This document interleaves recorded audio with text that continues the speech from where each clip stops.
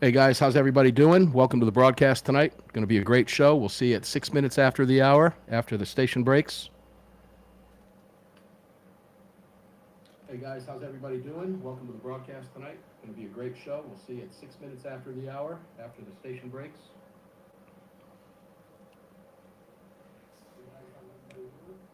Okay.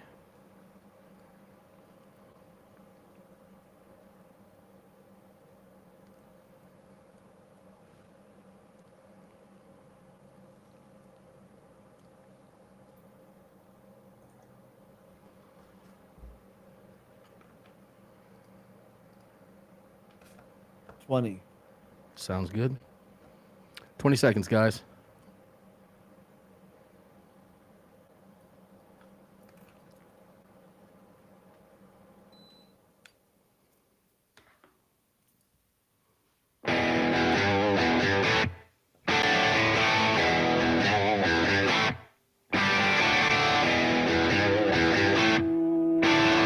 This is Armed American Radio. If they want to take my guns, they're going to have to bring a station wagon and a whole lot of friends, because I'm not giving them anything. From the Car Firearms Group studio At the Patriot Mobile Communication Center. on the Sig Sauer Platinum microphone.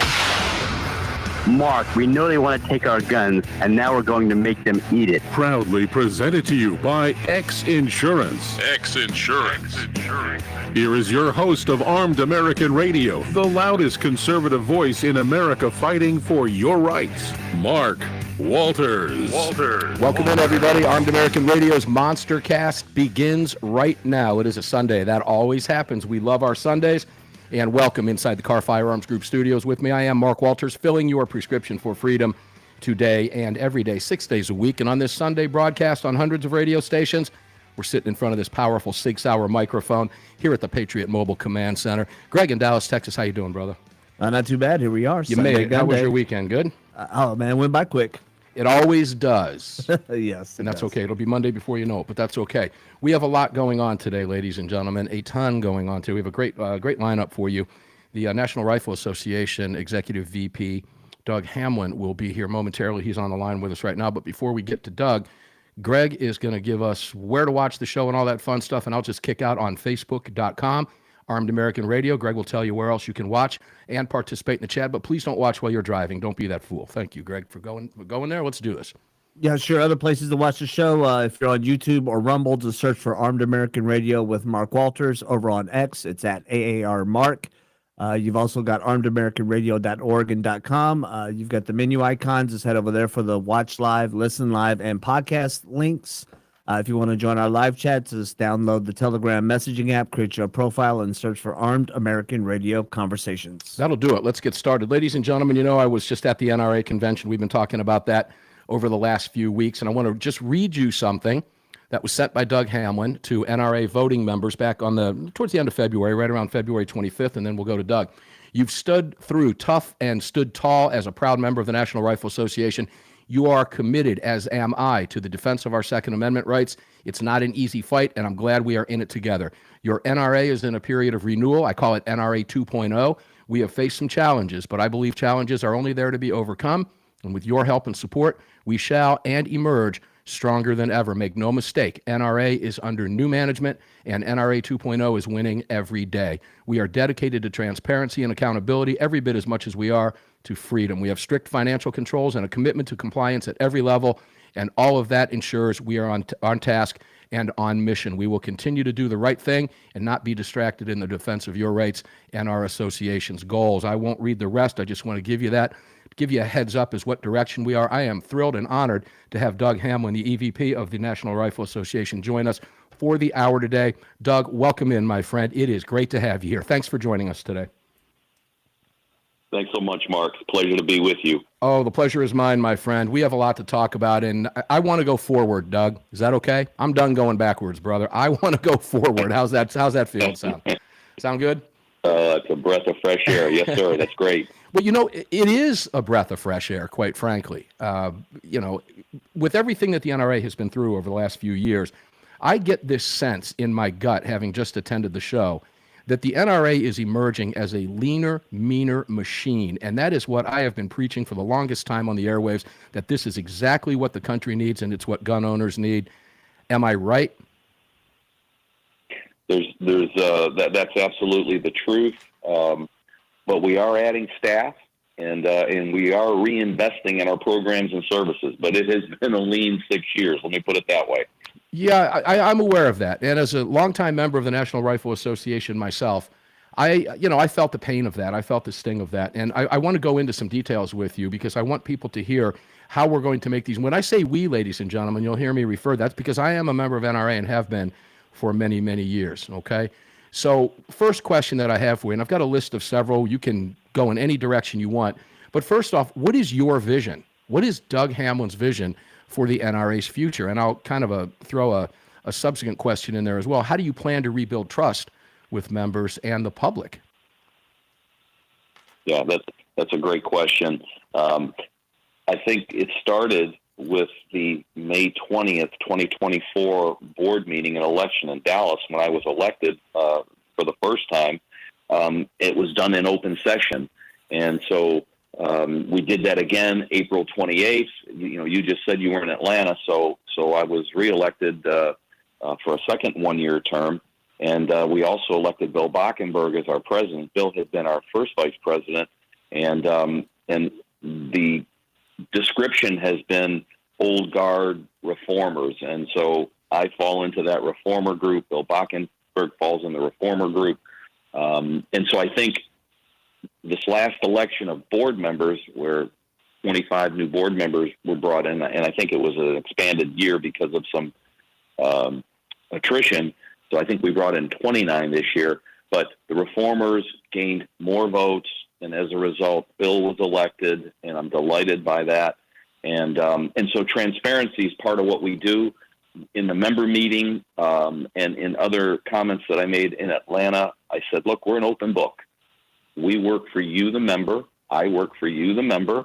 And if there's something that is troublesome, if you have questions, if there are issues, it's an open door. Come on and see me, call me. I'll make it happen. And we have nothing to hide. And to your point, we're looking to the future. And I think we're ahead of track. We're ahead of schedule. Where we're going. That's a relief to hear. That's music to my ears, Doug. It really, truly is. Because I don't think I felt that way over the years, and maybe over the last 6. And again, I don't want to go back. I want to go forward. That's why I say that is in fact music to my ears. It feels really good, ladies and gentlemen. It's great news to hear from Doug that in this direction that the transparency aspect is where I'm going with that. I think that's very important to a lot of people who felt maybe left out. So, as far as rebuilding trust is concerned, do you think transparency is the most important thing at this point? I do. And first of all, you said you were in Atlanta? Yes. What days were you there? What were your impressions? Well, that's a great question. No, I'm glad you did, because I've offered that to my listeners over the last few weeks as I came back and we were talking about it. I felt, again, the first thing I noticed was that it seemed to be leaner than previous years. And I had missed the last 4 years at NRA convention for a number of different reasons. But I saw a different NRA. I didn't see a lot of pomp and circumstance, my own personal opinion. I saw direction. I saw motivation. I saw a great attitude. I saw a winning attitude. And that's what I took away from it. And I thought that bode very well going forward with National Rifle Association into the future. That was my first glance take, Doug. Yeah, it was uplifting for me. A lot of energy, a lot of optimism. Atlanta can be a tough town because Fulton County is a tough county for us. Mm-hmm. But we turned out 70,000 people. Wow. And I'll give you an example. We have our foundation dinner, our Friends of NRA dinner. We do 700 of them around the country. And this year we did our foundation Friends of NRA dinner on Friday night. Last year in Dallas, we had just over 400 people. This year in Atlanta, we had over 900. Wow. And we could have taken another 100, 200, but we were sold out in the room that we had. And very patriotic program. People were having fun. To your point, it may not have been as grandiose as some of the other annual meetings that we've had and some of the other dinners that we've hosted, but we're making great progress. And that dinner to me is grassroots because it was mostly members. It was mostly members that are turning out. And so we got another year to go to get us back to Houston next May, but it's going to be fantastic. Houston is going to be big. Yeah, then I understand coming right back to Atlanta as well, too, right? After that? That is correct. Okay. 27 will be back in Atlanta. Yeah. And we're going to build on Atlanta. We're going to build on Atlanta. Yeah, I like when it's in Atlanta because I'm based out of Atlanta, so it's a really easy travel way it's really easy for me to travel to get to the Atlanta NRA conventions. I was I have to say it from a little selfish perspective, but I'm glad it's going to be back in 2027. I will give you that.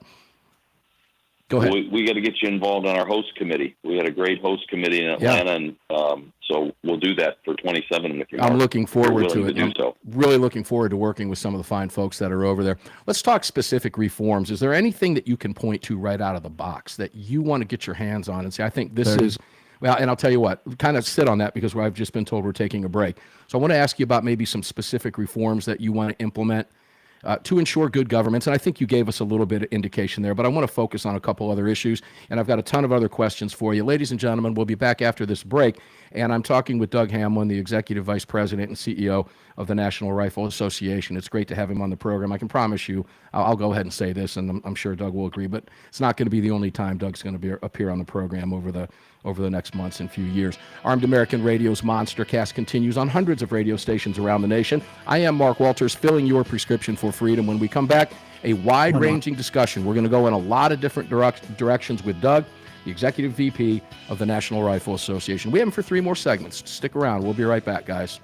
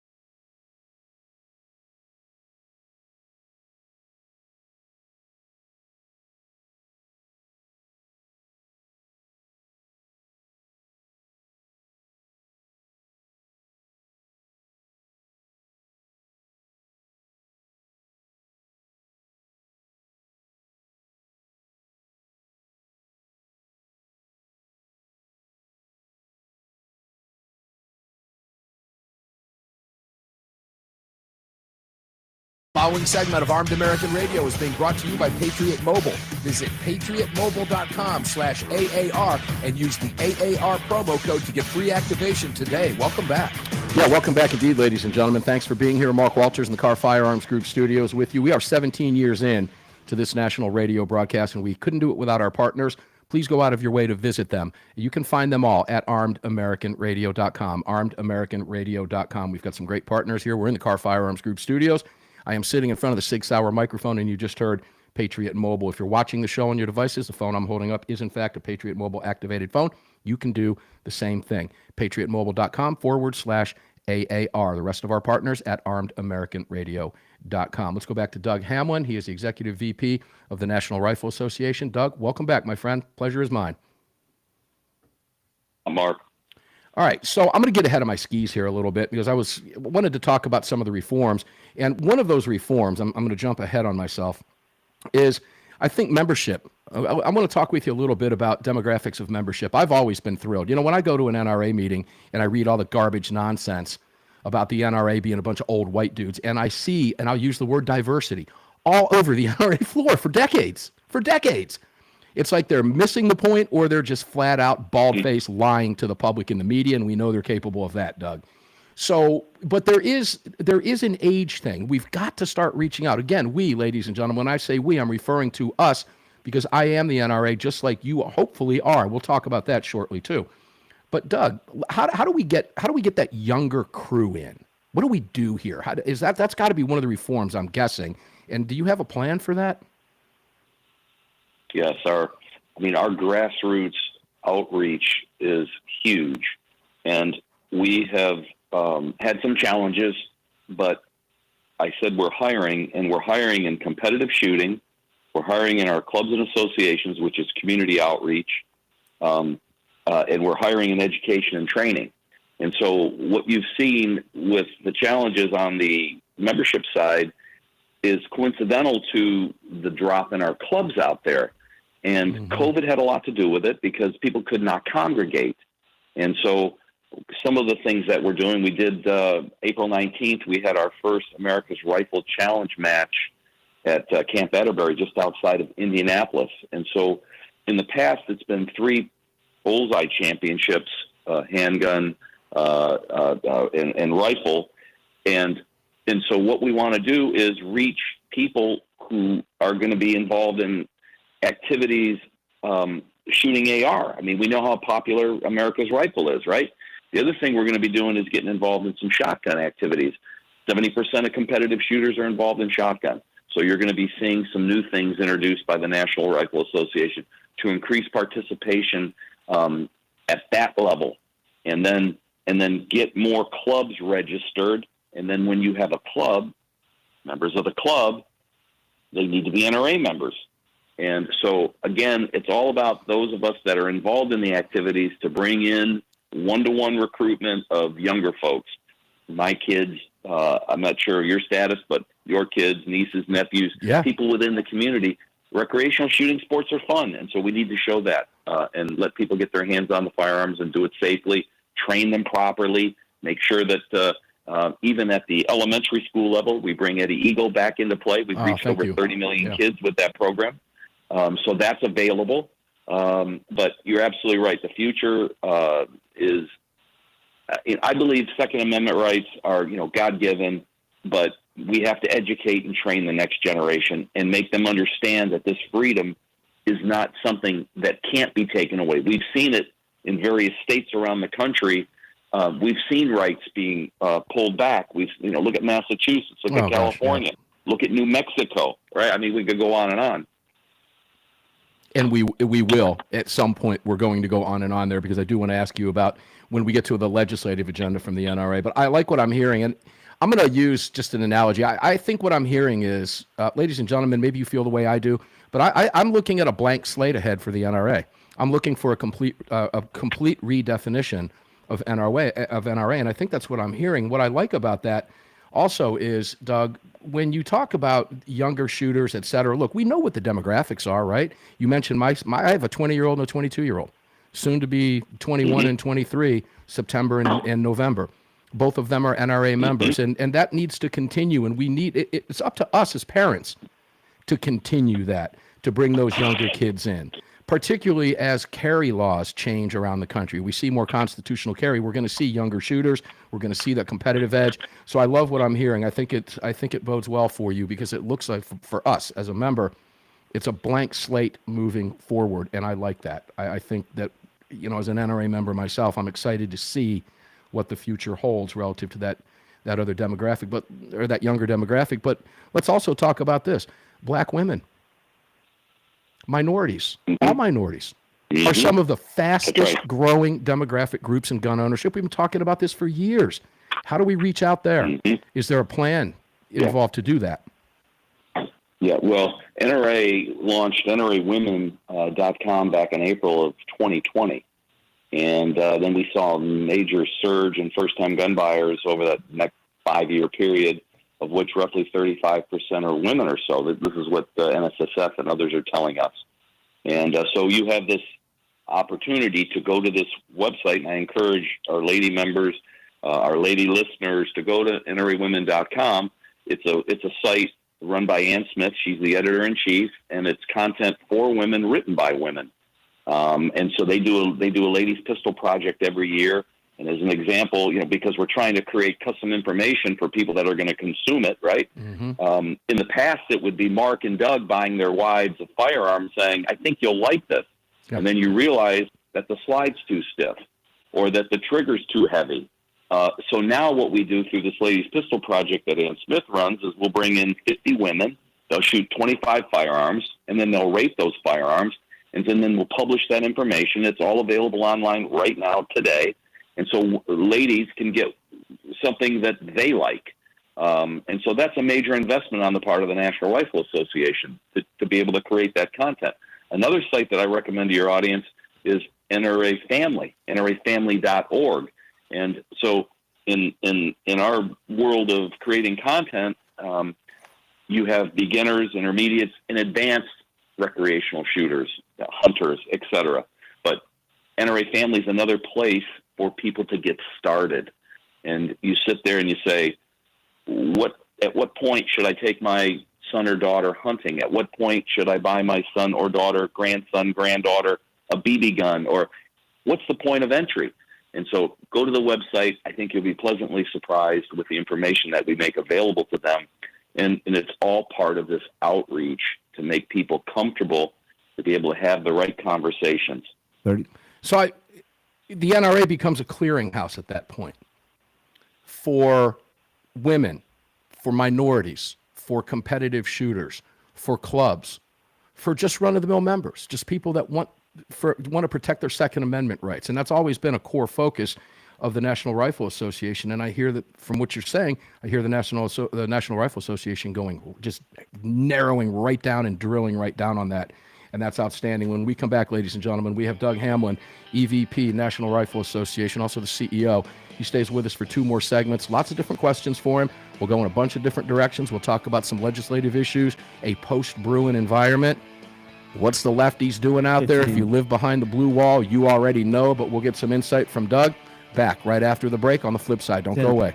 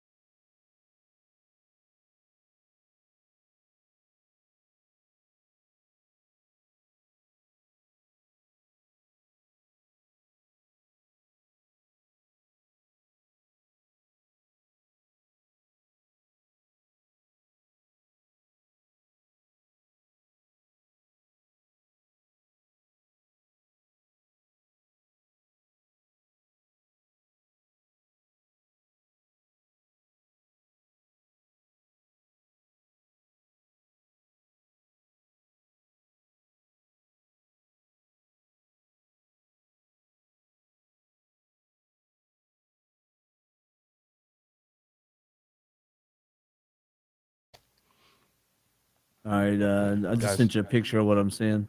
All right. Thank you for that.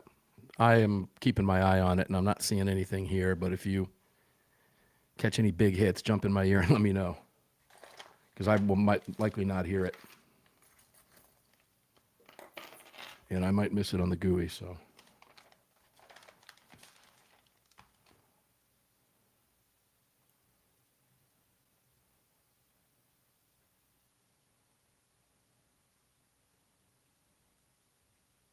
Yeah, it's weird. We haven't had this kind of an issue in a while. Yeah. Where we've seen constant little dirt on the internet traffic.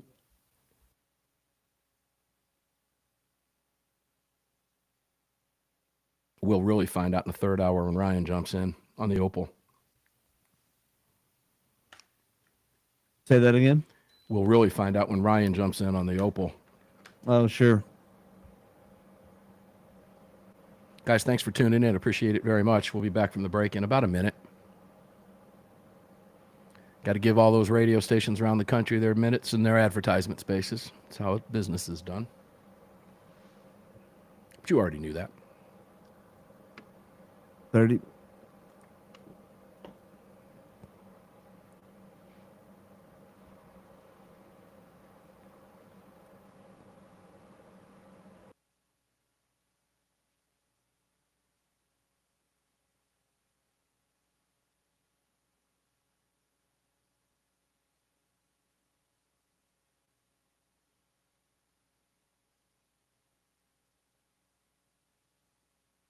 Camera's up.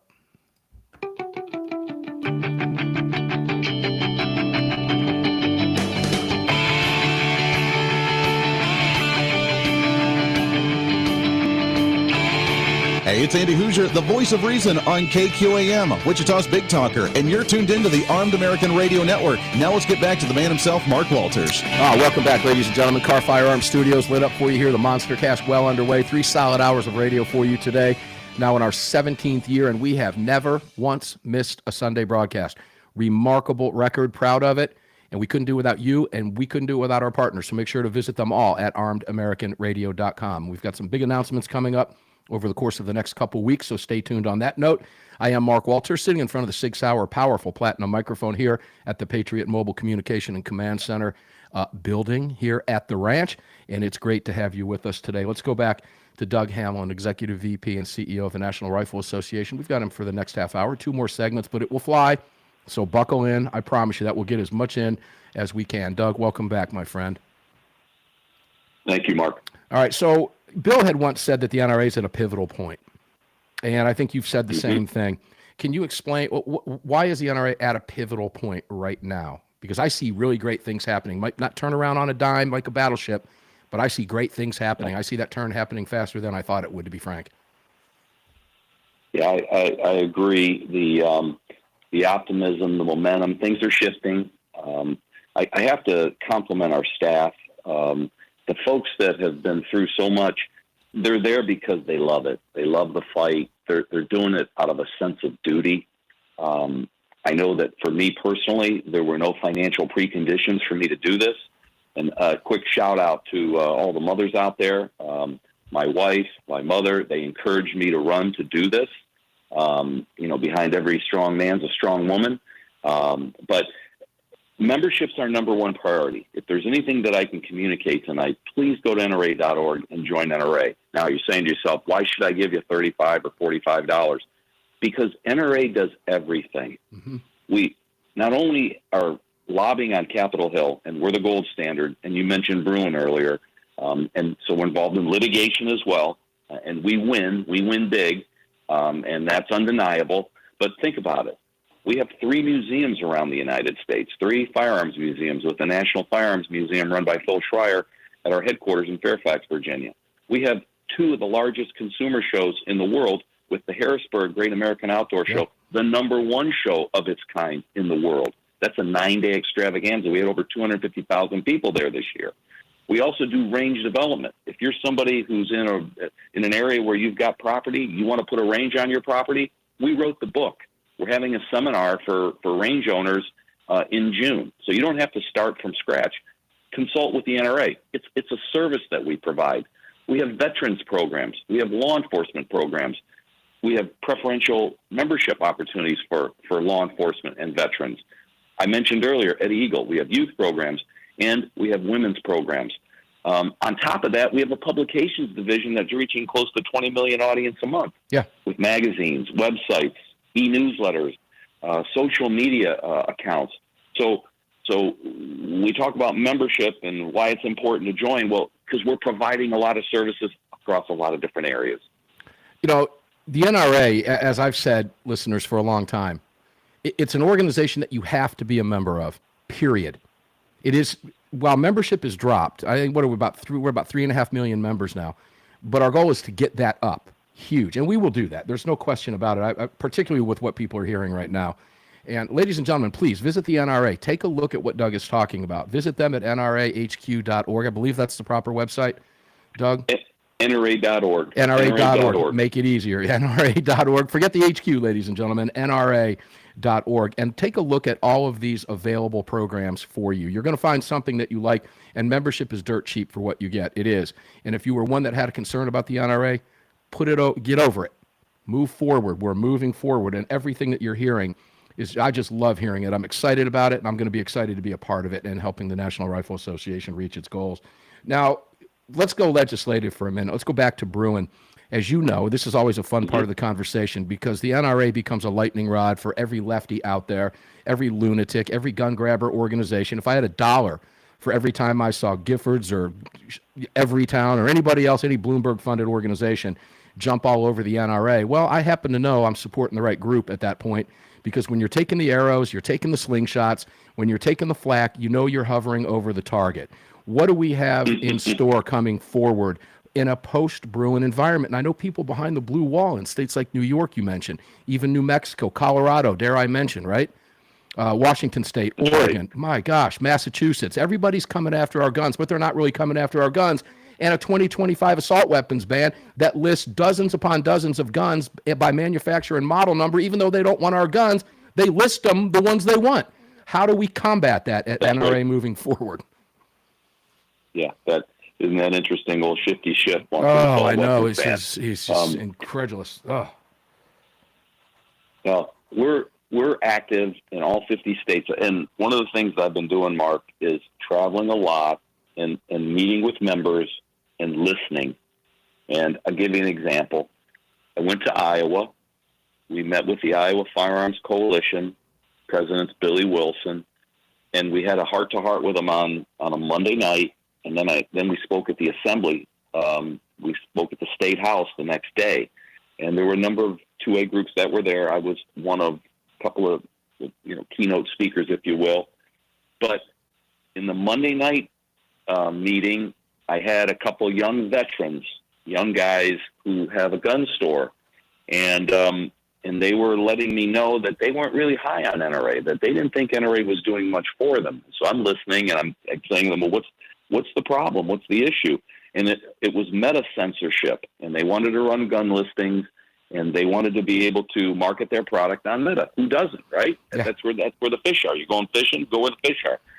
And so I said to the one young gentleman, first name Gabe, I said, Gabe, send me a note. And he did. And I fired that over to our Institute for Legislative Action guys. John Comerford's running a great division over there. And lo and behold, the restrictions were lifted. And I literally got a note yesterday from Gabe thanking me and telling me, hey, he didn't really expect this, that he didn't really think that the NRA was listening to people on the ground. Mm-hmm. And because of our clout on Capitol Hill, we know the people at Meta. And because of President Trump, the perspective at Meta has changed. And oh, by the way, gun owners, kudos to everybody out there listening who voted. We delivered on November 5th. November 5th was democracy in action. November 5th was Americans taking the country back. But it all goes back to this grassroots support NRA members. And I've got other examples going out to California I could share with you. But so we're mobilizing at the grassroots level to listen to members and to deliver so that the needs of the members are being met and that freedom is increasing as it relates to your Second Amendment rights. Boy, I tell you what, it's hearing you talk about Meta, I noticed it here. They hadn't been real friendly with Armed American Radio over the years, as you can imagine, Doug. And coincidentally, the very day that Zuckerberg showed up at Mar-a-Lago, our Facebook opened up like crazy. And we've got close to 100,000 organic followers over here. And all of a sudden, thousands of people were seeing posts that never saw our posts before. They've even allowed us to monetize, I mean, that never happened before. So that's all some positive stuff. And I know we're going to get ready to take a break. And when we come back, I want to talk a little bit about Trump because the question will be in his first 100 days. I keep hearing from listeners around the country, we want everything yesterday. When are they going to stop this rule at the ATF? When are they going to start putting people in handcuffs? When are they going to start doing this? When are we going to start getting this done? And I've said, look, guys, you got to step back a little bit, take a breather, right? Look over your shoulders as far as what's happened in his first 100 days. And I think you'll agree, if you get out of the box, you'll look and see that things have been happening at breakneck speed. And when we come back with you, Doug, we'll talk about some specifics because, of course, you and I are like mind. I agree. We took the country back in November. And this is without a doubt, and you correct me when we come back if I'm wrong, but this is without a doubt, in my estimation, the most pro-gun administration I have ever seen.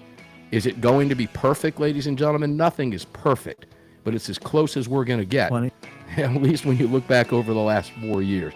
Armed American Radio's Monster Cast continues with NRA Executive VP and CEO Doug Hamlin. We'll be back on the flip side of this commercial break on the national radio broadcast right after these messages. Don't go away.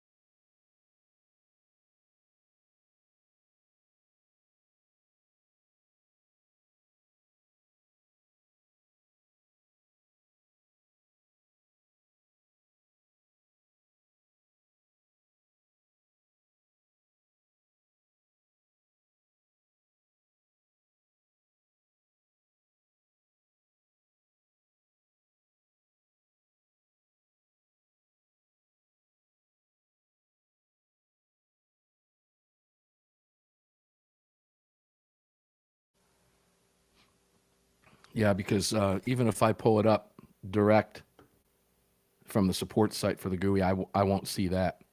Well, I might. Because I can break it out by transmission from both sides rather than just looking at the one. Of course, that's not something I like to play with when it's connected to you. You know what I'm saying? Sure.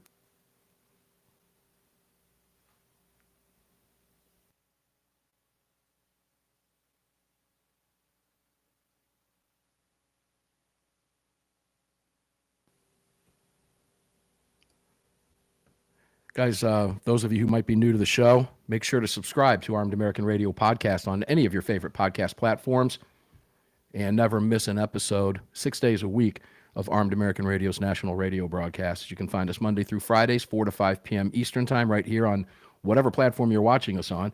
That would be X, YouTube, Facebook, Rumble, and armedamericanradio.com. In addition to that, you can subscribe to the podcast, never miss an episode. If you can't catch us live, you'll always get an episode. Make sure to do that. And when you see our posts out there and our short video clips, help us take our social media back. Support us in that endeavor, would you please? It's real simple. Just repost the post that you see. If you're watching right now, repost it. Get it out to your feeds as well. Make sure that you tell people about it. And we're looking forward to another 17 years on the nation's airwaves. We'll be back in about about a minute and a half. See you on the flip side of this break.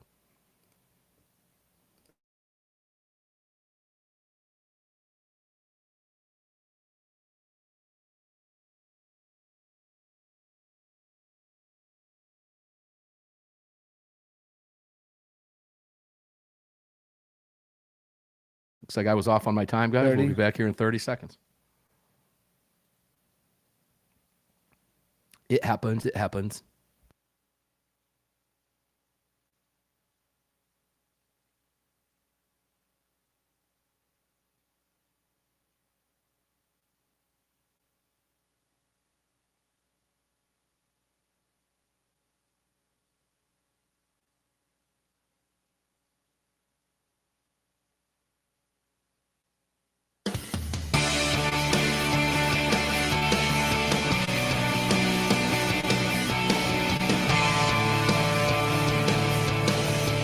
Hi, it's Mike Gallagher wanting to let you know that the crew of the Desperado Sport Fish in Virginia Beach, Virginia supports Armed American Radio and the Second Amendment, and I'm right there with them. Now back to Mark Walters. Oh, welcome back, guys. Final segment of the first hour of the broadcast. I appreciate you being here on whatever platform you're listening, whatever radio station you're on around the country. We love each and every one of you, all of our great affiliates from all four corners of the country and across on hundreds of radio stations around the nation. Make sure to check us out on the podcast. If you don't subscribe, please do, so you never miss an episode. You can subscribe to the Armed American Radio podcast version of this show immediately. And when you do, you never miss an episode. Make sure to like us and repost us on social media. Welcome back to the Carr Firearms Group Studios with me, Mark Walters, filling your prescription for freedom in front of this very powerful 6-hour microphone here at the Patriot Mobile Communication and Command Center. Coming up in the next hour, just want to throw this out real quick before we wrap up with Doug, and that will be AWR Hawkins from Breitbart News will be here, followed by Dr. John Lott. A lot of great information for both of those fan favorites, both those gentlemen, and a classic Armed American Radio roundtable coming up with Parkland father Ryan Petty, CEO of Carr Arms Justin Moon, and we'll also hear from the CEO of Lead Slingers Whiskey. That's Brad Primo. Doug Hamlin, welcome back in, my friend. Pleasure to have you here, brother. Let's wrap this hour up and get some great information out there, my friend. Thank you, Mark. All right, Trump. Let's talk Trump. I love talking Trump because I love what I'm seeing over the past 100 days. I love what I'm seeing with the DOJ. I'm loving what I'm seeing with the executive orders. I love what I see from Cash at the FBI. I think I love what's happening at the ATF. I just am not loving it fast enough, okay? But I want to try to cram all of that in if we can in the next few minutes. Tell us about Trump's first 100 days from NRA's perspective. What have you liked that he's done? What would you like to see the administration do that maybe they haven't? I was at Mar-a-Lago a week ago Friday and was there with a large group, and the president came in and spoke to us, and he's always on. Yeah. His energy is it's undeniable. I mean, and he is no fear. The man is fearless, and he's very sincere in protecting Second Amendment rights. One of the things that doesn't get talked about as much that's really significant is his dismantling of USAID. Mm-hmm. And what that exposed was millions, tens of millions of dollars, our tax dollars, being circumvented to the anti-2A movement. And so here we are, the National Rifle Association, and the other three-letter groups as well. We're funded by individual members. Mm-hmm. We're funded by, Doug and Mark. And so President Trump, through his initiative, he's exposed this. And the oligarchs and the billionaires who feel like they know better about freedom than the folks that are driving the trucks and teaching the class and working in the trades, and the guys that are coming out of the armed services like myself, hey, they think they know better. But President Trump couldn't be more pleased with the things that he is doing.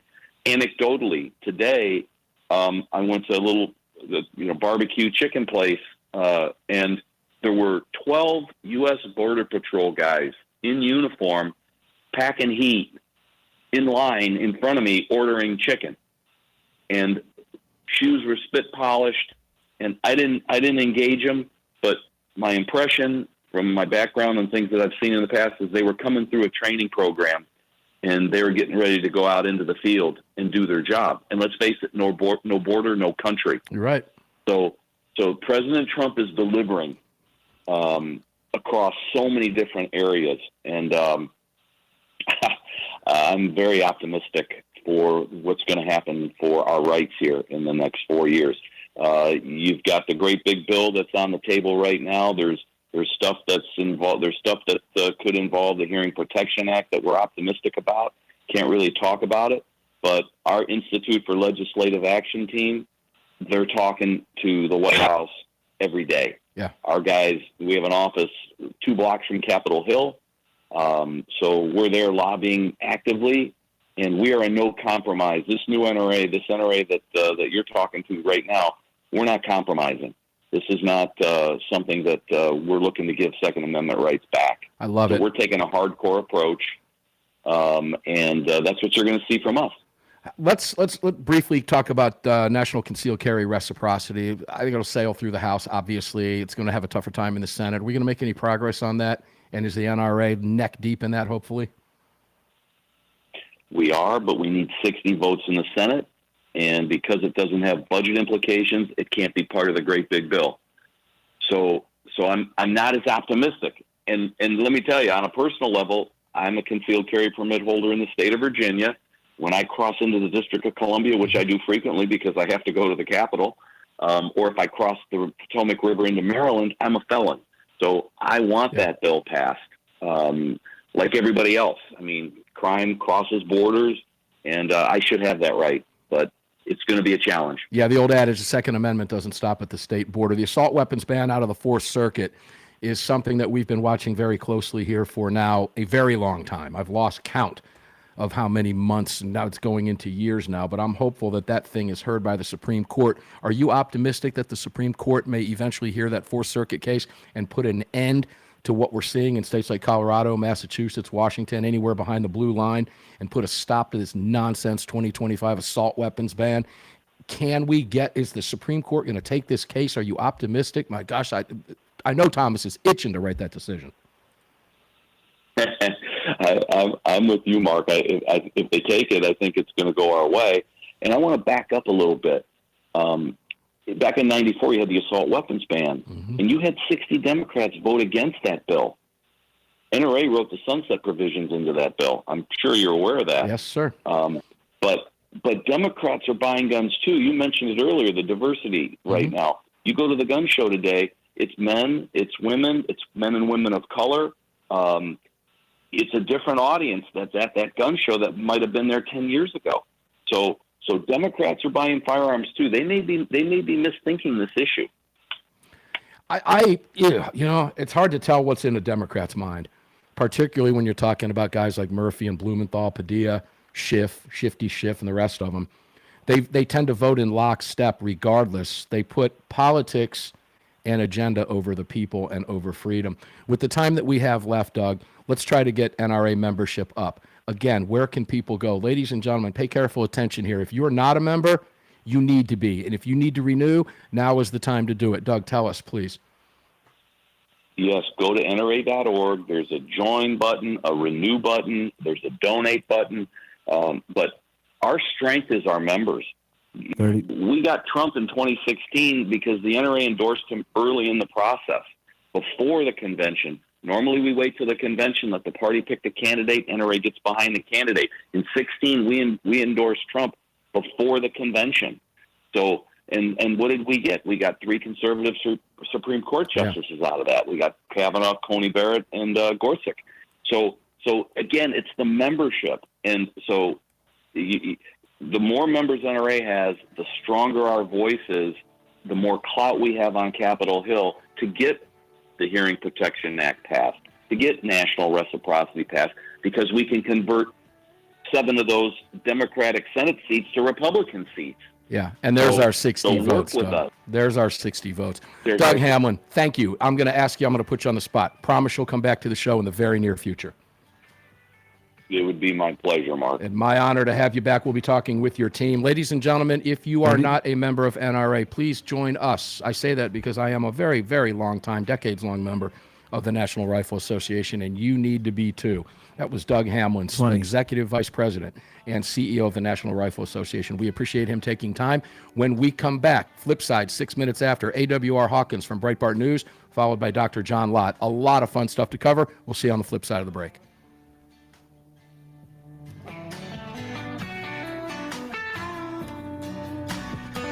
You've just filled your prescription for freedom with Mark Walters, presented by X Insurance X Insurance. on the Armed American Radio Network.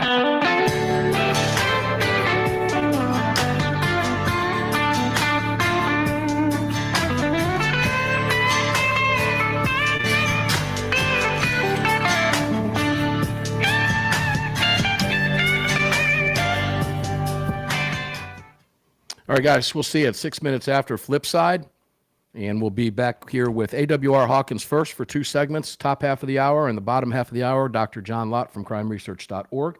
So go get your cookies and ice cream and come on back. We'll see you here on the flip side of the break at 6 minutes after.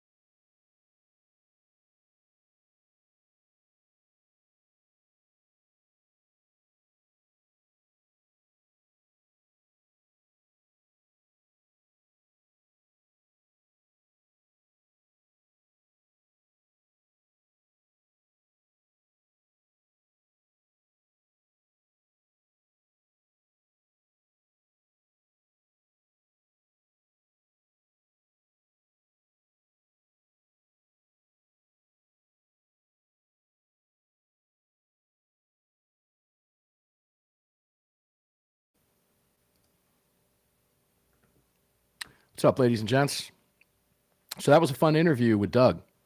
I enjoyed that, and I really like what I'm hearing from the National Rifle Association. Greg in Dallas, Texas, how you doing? Let's talk to the crew here while we have a couple minutes before the next hour starts. All right. Did you like what you heard? I'm sure. Yeah. I like a lean, mean fighting machine. You know what I mean? And I see the National Rifle Association going in that direction. I think that means a lot. The best part was he was most concerned about looking forward. I'm sure he hears a lot about the old regime and he's tired of it.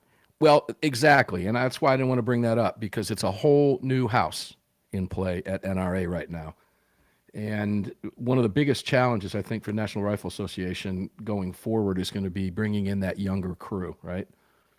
Yep. And get rid of that that stigma that the media has been so effective in painting about the NRA being just a bunch of old white guys. Clearly, they've never been to an NRA convention over the years. because I can promise you it's not just old white guys.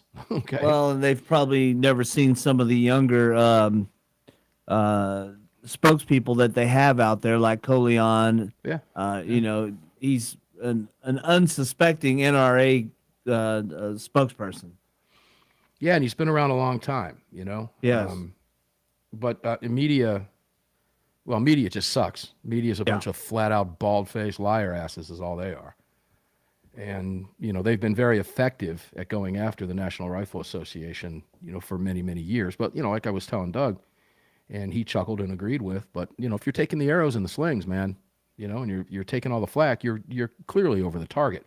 But imagine having a rebranded, powerful NRA working alongside the Second Amendment Foundation, the Gun Owners of America, states' rights organizations, right? Individual states' rights organizations along with their NRA affiliates. That's powerhouse, man. And, I think a lot of people would just openly assume that they're all working together. They probably have no idea that there's maybe a wall between a couple of organizations simply because of leadership. Well, you're going to see that. I think you're seeing that crumble, right? That wall that might have been built. I think that's coming down. NRA, from what I gather, would have been a great question to ask him. I didn't get a chance to get it in. I did have it on a bullet point, but you know how time goes. How much are we going to? Can you imagine Second Amendment Foundation, GOA, and NRA? I mean, those organizations have always teamed up, right?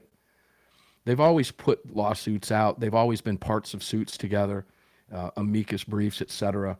But man, imagine them working together even harder and stronger and leaner, The power that we have is just huge. And the National Rifle Association, guys, even though the membership is now down to about 3.5 million, it still makes it the largest organization on the planet fighting for your gun rights. There's no way around that. Get it back up in, as Doug paints it, as NRA 2.0 with 6 million members, double it. Man, sky's the limit, guys. So join over there, okay? Join. It's $35 for an annual membership. Check it out. If you're interested in getting training certification, everything is over at the NRA website. It's a very user-friendly website. Let me know when AWR's in. I'm still waiting on him. All right. You might need to remind him.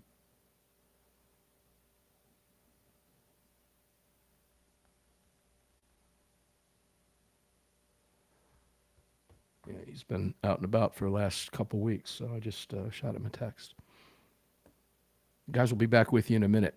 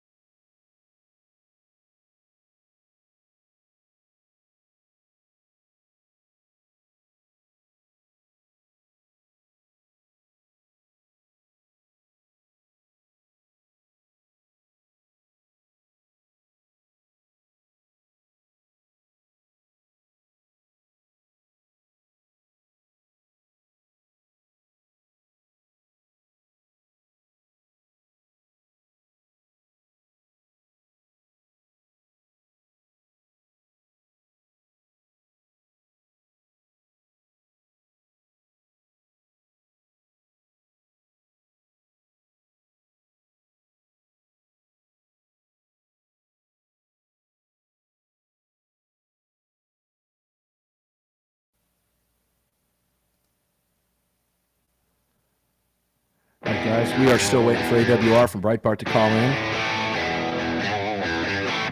And here we go. It's rock and roll hour number 2. This is Armed American Radio. If they want to take my guns, they're going to have to bring a station wagon and a whole lot of friends because I'm not giving them anything. From the Car Firearms Group studio At the Patriot Mobile Communication Center. on the Sig Sauer Platinum microphone. Mark, we know they want to take our guns, and now we're going to make them eat it. Proudly presented to you by X Insurance. X Insurance. Here is your host of Armed American Radio, the loudest conservative voice in America fighting for your rights, Mark Walters. All right, here we go. Second hour of Armed American Radio's Monstercast on a Sunday is now upon us. Welcome into the Car Firearms Group studios. Mark Walters filling your prescription for freedom today. and every day. And on the Sundays, it's the Sig Sauer powerful and platinum microphone here at the Patriot Mobile Ranch. It's great to be here with you today, as it is every single day. Greg in Dallas, Texas, how you doing, brother? Not too bad. How about you get us started by telling people where to watch us on all the platforms that we're on, participate in chats, all that fun stuff, and I'll just throw out there facebook.com/armedamericanradio. And Greg, you can take it away from there. Yeah, other places to watch the show are YouTube and Rumble. You can do a search for Armed American Radio with Mark Walters over there. On X, it's at AAR Mark. You can also head on over to armedamericanradio.org or .com, hit that menu icon, and select your Watch Live, Listen Live, or podcast link. If you want to join our live chat, download the Telegram messaging app, create your profile, and search for Armed American Radio Conversations. Yeah, that'll do it. That'll bring you in. Just don't watch while you're driving, please. Don't be one of those idiots. Welcome back to the program, ladies and gentlemen. Always fun. If you tune in online, you can catch some of the conversation online, and some of it's not FCC controlled, so it's always kind of fun. You can check us out on Twitter. Make sure to follow me over there at AAR Mark. You can do that every single day, but we call it some of the sausage during the breaks. It's a lot of fun. So, Greg, as we await AWR to call in, I want to talk with you a little bit about what you heard from Doug Hamlet at NRA.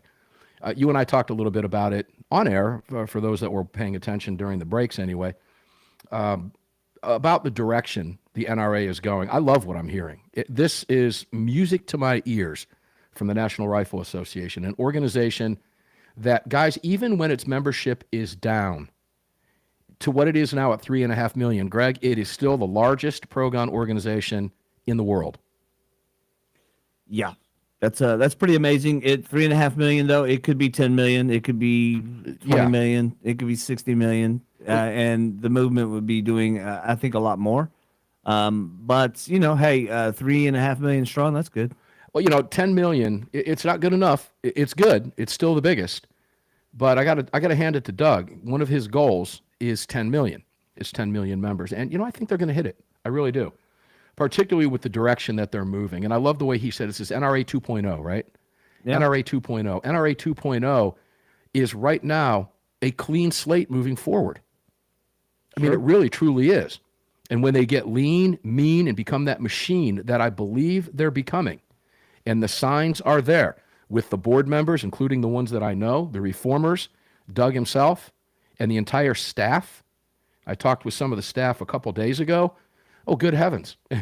This is not the NRA of old, ladies and gentlemen. This is a completely new outfit and an organization that, the mainstream press, hopefully they continue slinging arrows. They're going to, because they're just a bunch of dirtbag, liar, misinformation morons. That's all they got. But that's all they got. And that's a good thing. Because as I said, if you're taking the arrows and taking the flak, you're definitely flying over the target. And the NRA is always a target. Always has been. But I'll tell you, the outreach at NRA, what is really important is we need younger crew coming in. And I think that's happening.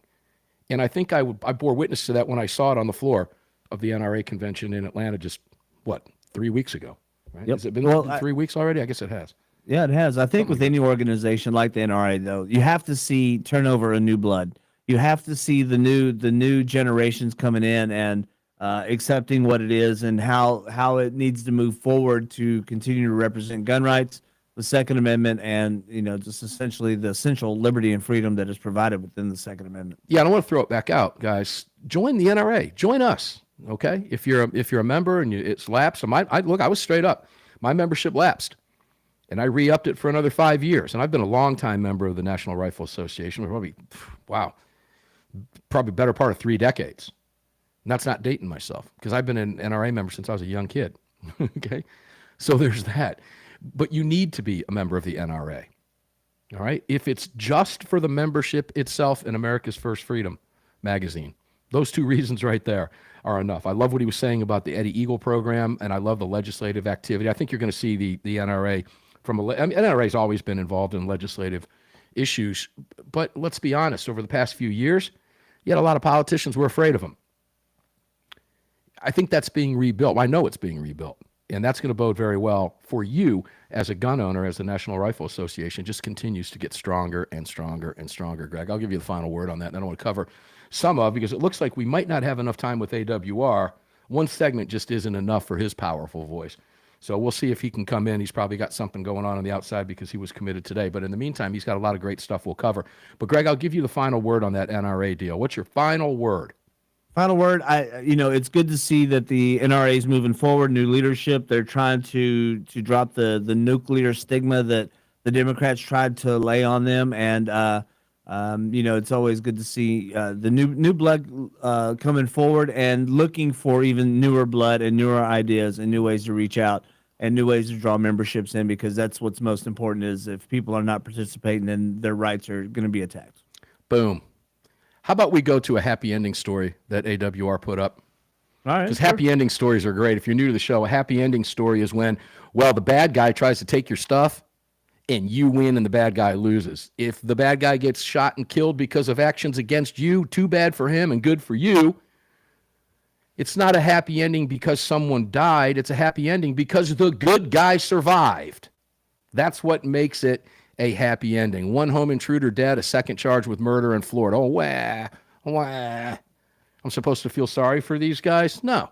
A homeowner shot and killed 20-year-old Marcel James Williams during an alleged home intrusion on April 16th.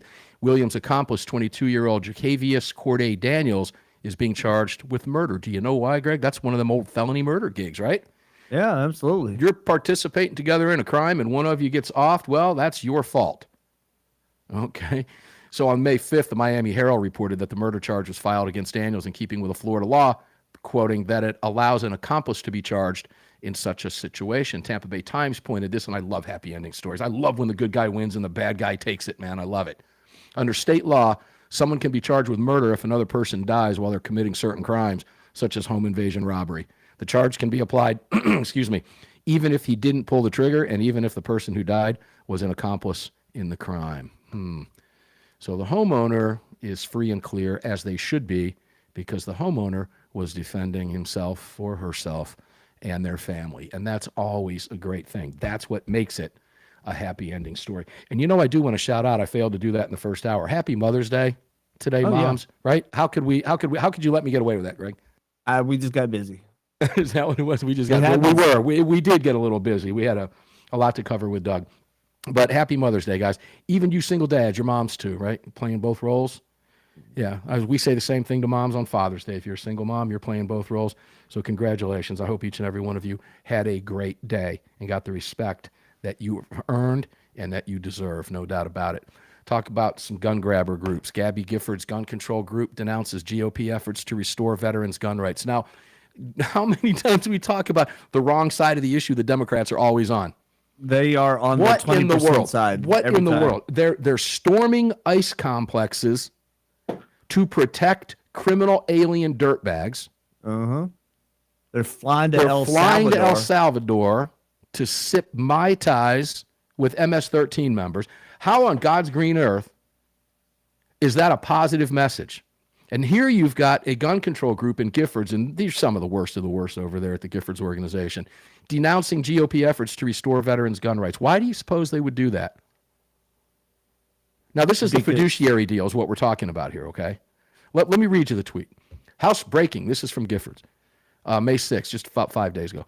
Breaking. House Republicans just advanced a bill that would weaken our background check system and make it easier for veterans who are most at risk to access a gun even when they're in crisis. This bill cannot become law. This is a fiduciary deal where the Biden administration, going back to the Obama administration, wanted to take the gun rights away from veterans who want to appoint somebody to be able to handle their finances for them. They want to strip them of their Second Amendment rights. Giffords left that out. Okay. So, 30. It's one of those instances where just take me to the break. I'm ready to bust. I can't. if they've signed a power of attorney in some form or fashion, then they want to strip them of all of their rights. Yeah, because fewer gun owners, according to them, means fewer guns. Because remember, ladies and gentlemen, if you're a good guy and they take your gun from you, somehow the school down the road from your neighborhood is safer. Okay. Now they know that's a lie, but they have the media to push this garbage and this nonsense, and they get away with it. That's why we're here to talk about it. Yeah. Okay. When we come back, we've got one more segment and a number of stories to cover with you. We're never going to be able to get to everything that AWR wrote about, but we'll cover the best of the best for you. Armed American Radio's Monster Cast continues right after the break. Dr. John Lott will be here at the bottom of the hour. We know that for sure. We've already spoken to him, so we'll see you on the flip side of this break. Don't go away.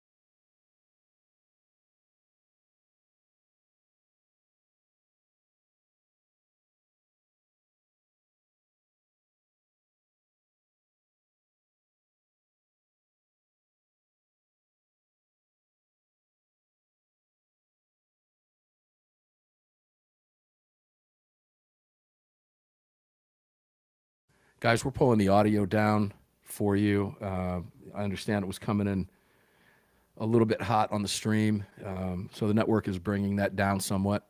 I apologize for that. That should help out a little bit. So thank you for the mention. Got a number of you that that made that mention for us. We appreciate it.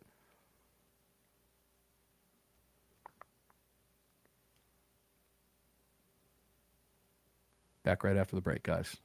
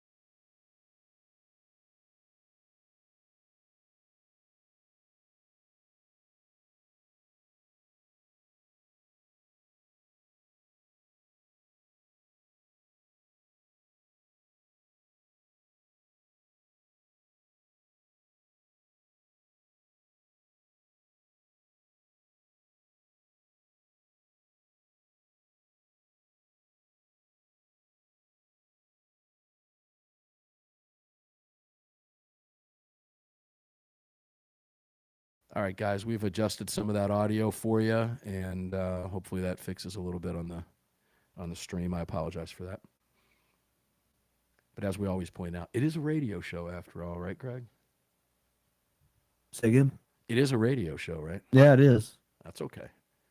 Sounds great on radio, because it always does.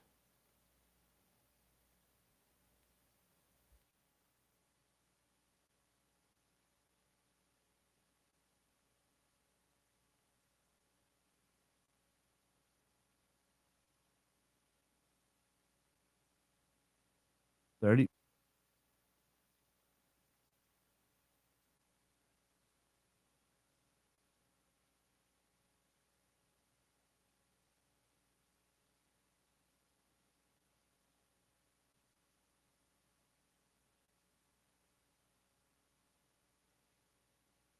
All right, he just said it sounds better.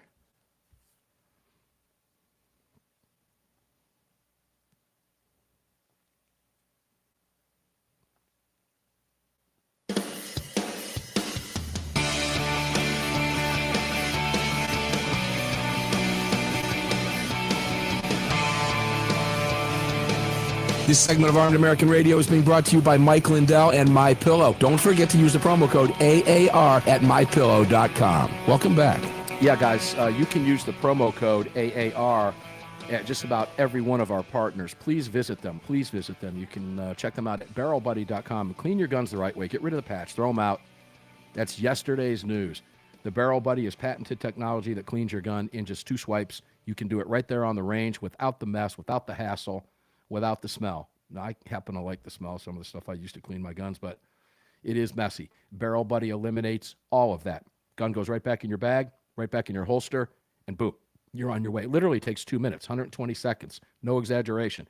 Make sure to check them out at barrelbuddy.com and start stacking ammo like I do, ammosquared.com. Ammosquared.com, it's like a 401k for your ammunition stash, and they keep it in their climate-controlled warehouse.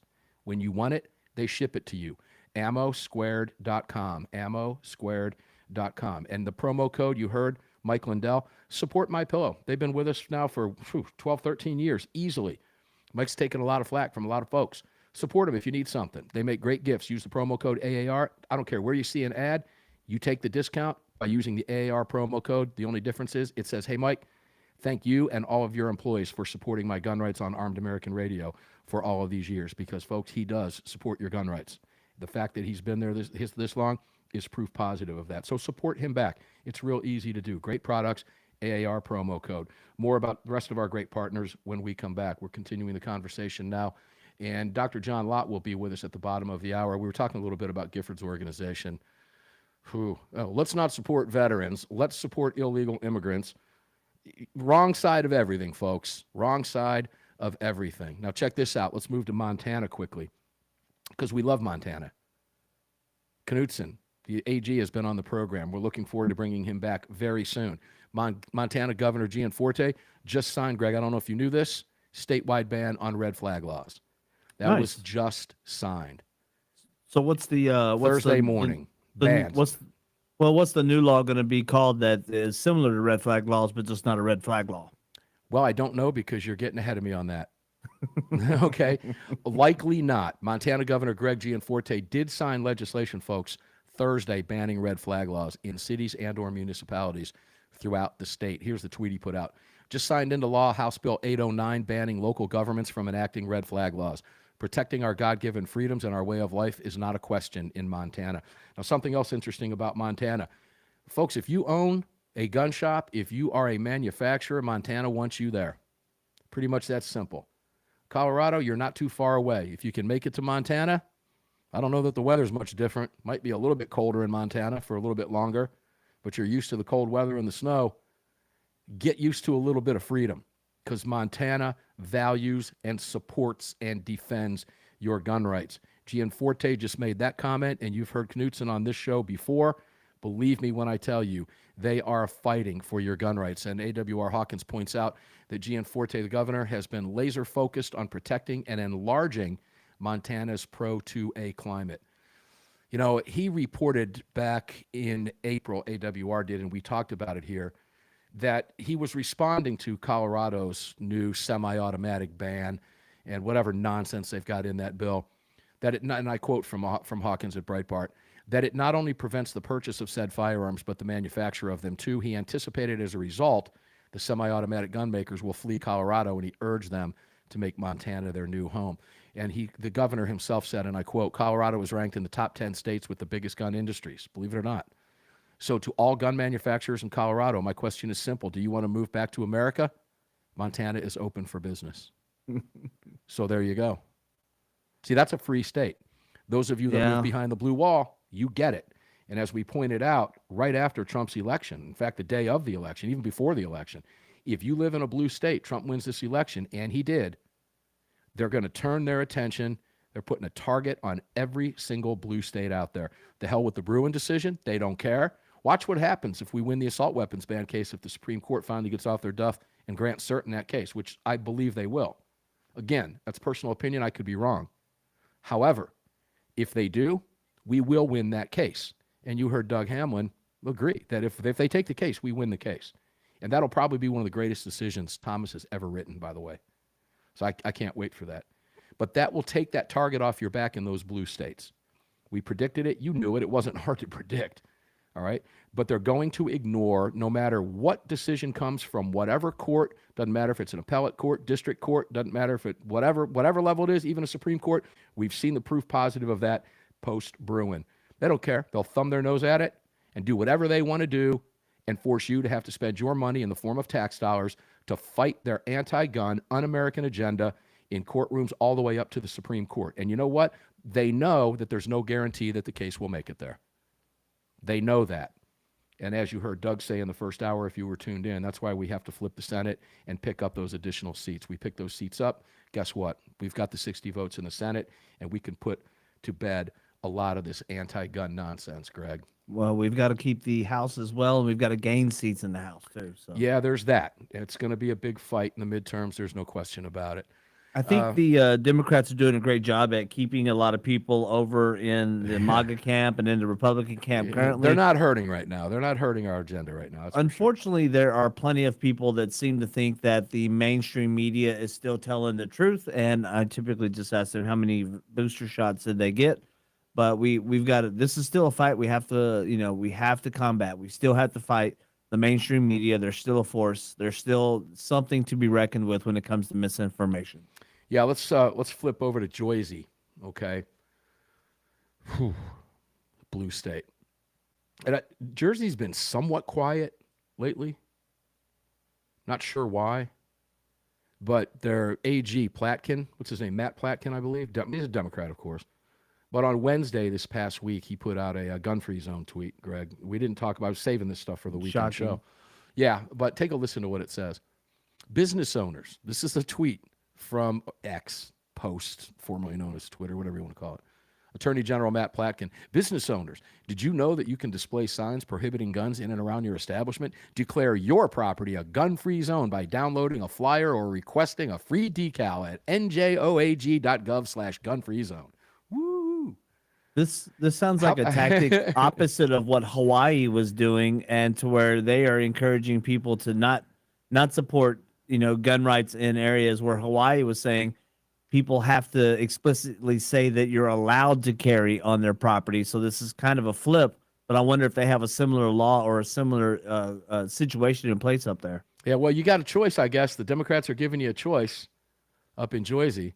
Their website has 2 buttons for you. One of them will download you a free gun-free zone flyer, and the second allows you as a business owner to request a gun-free zone sticker for your business. Ooh, because we sticker. all know 30. You're never going to get robbed when a criminal sees that gun-free zone sticker. Oh, I can't go in there. Oh, all of our planning all week, when did they put that sticker up? Golly, we got to move on to something else. That liquor store has a gun-free zone sticker on it. We can't go in there. Yeah, sure can. Man, what? We can't go in there. And our guns are stolen too? Yeah, we can't rob anything in New Jersey. There's signs everywhere. Hey, folks, if you own a business in New Jersey, how about putting a sign up that says, your guns are welcome in this shop? In fact, it's encouraged.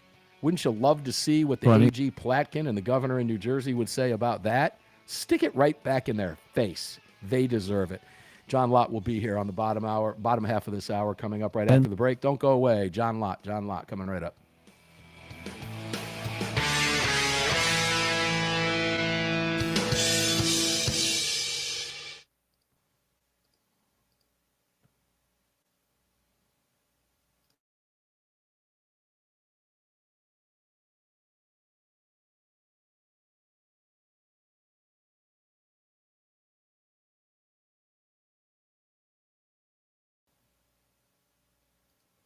Guys, I think that got some notifications that the audio sounds better on the live stream. I appreciate you hanging in there with us. Sorry about that. Get a little animated. The audio here was hot. We're dealing with a national radio show, so those levels have to be adjusted out of the network. It's not something we can do here on our software to accommodate the affiliates, but we made some moves to take care of that. Hopefully that's all right. If you are in the Telegram chat, please let us know.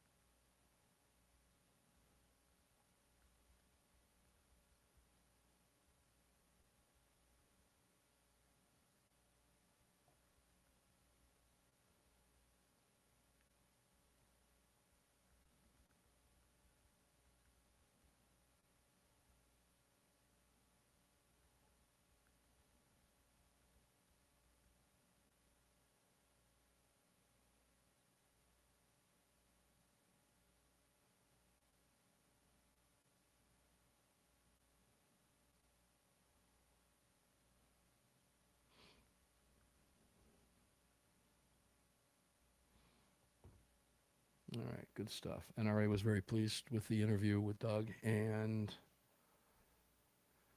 you know what to do with John. Guys, we'll be back in about 3 minutes.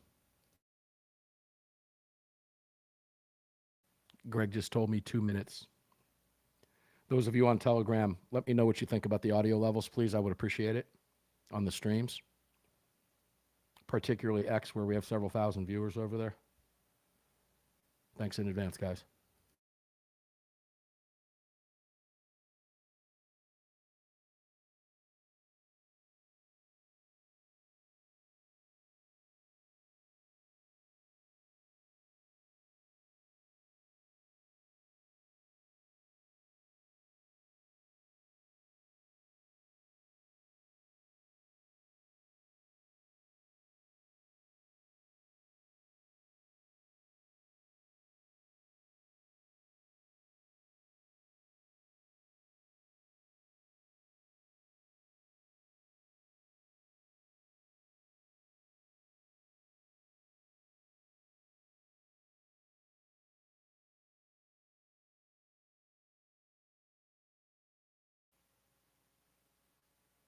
Guys, Dr. Lott is on hold with us, and we will be back in about a minute.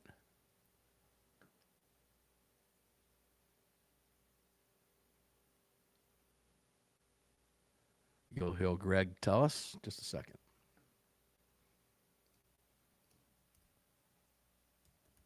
$30.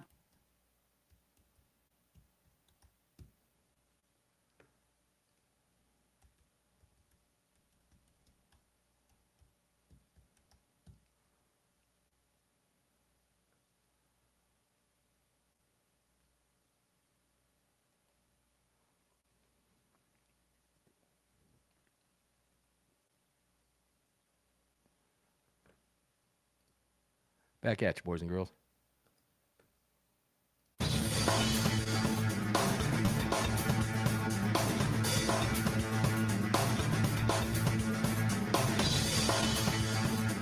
Daniel Defense firearms are guaranteed for life, trusted worldwide, and designed, engineered, and manufactured right here in America. Daniel Defense, freedom, passion, precision.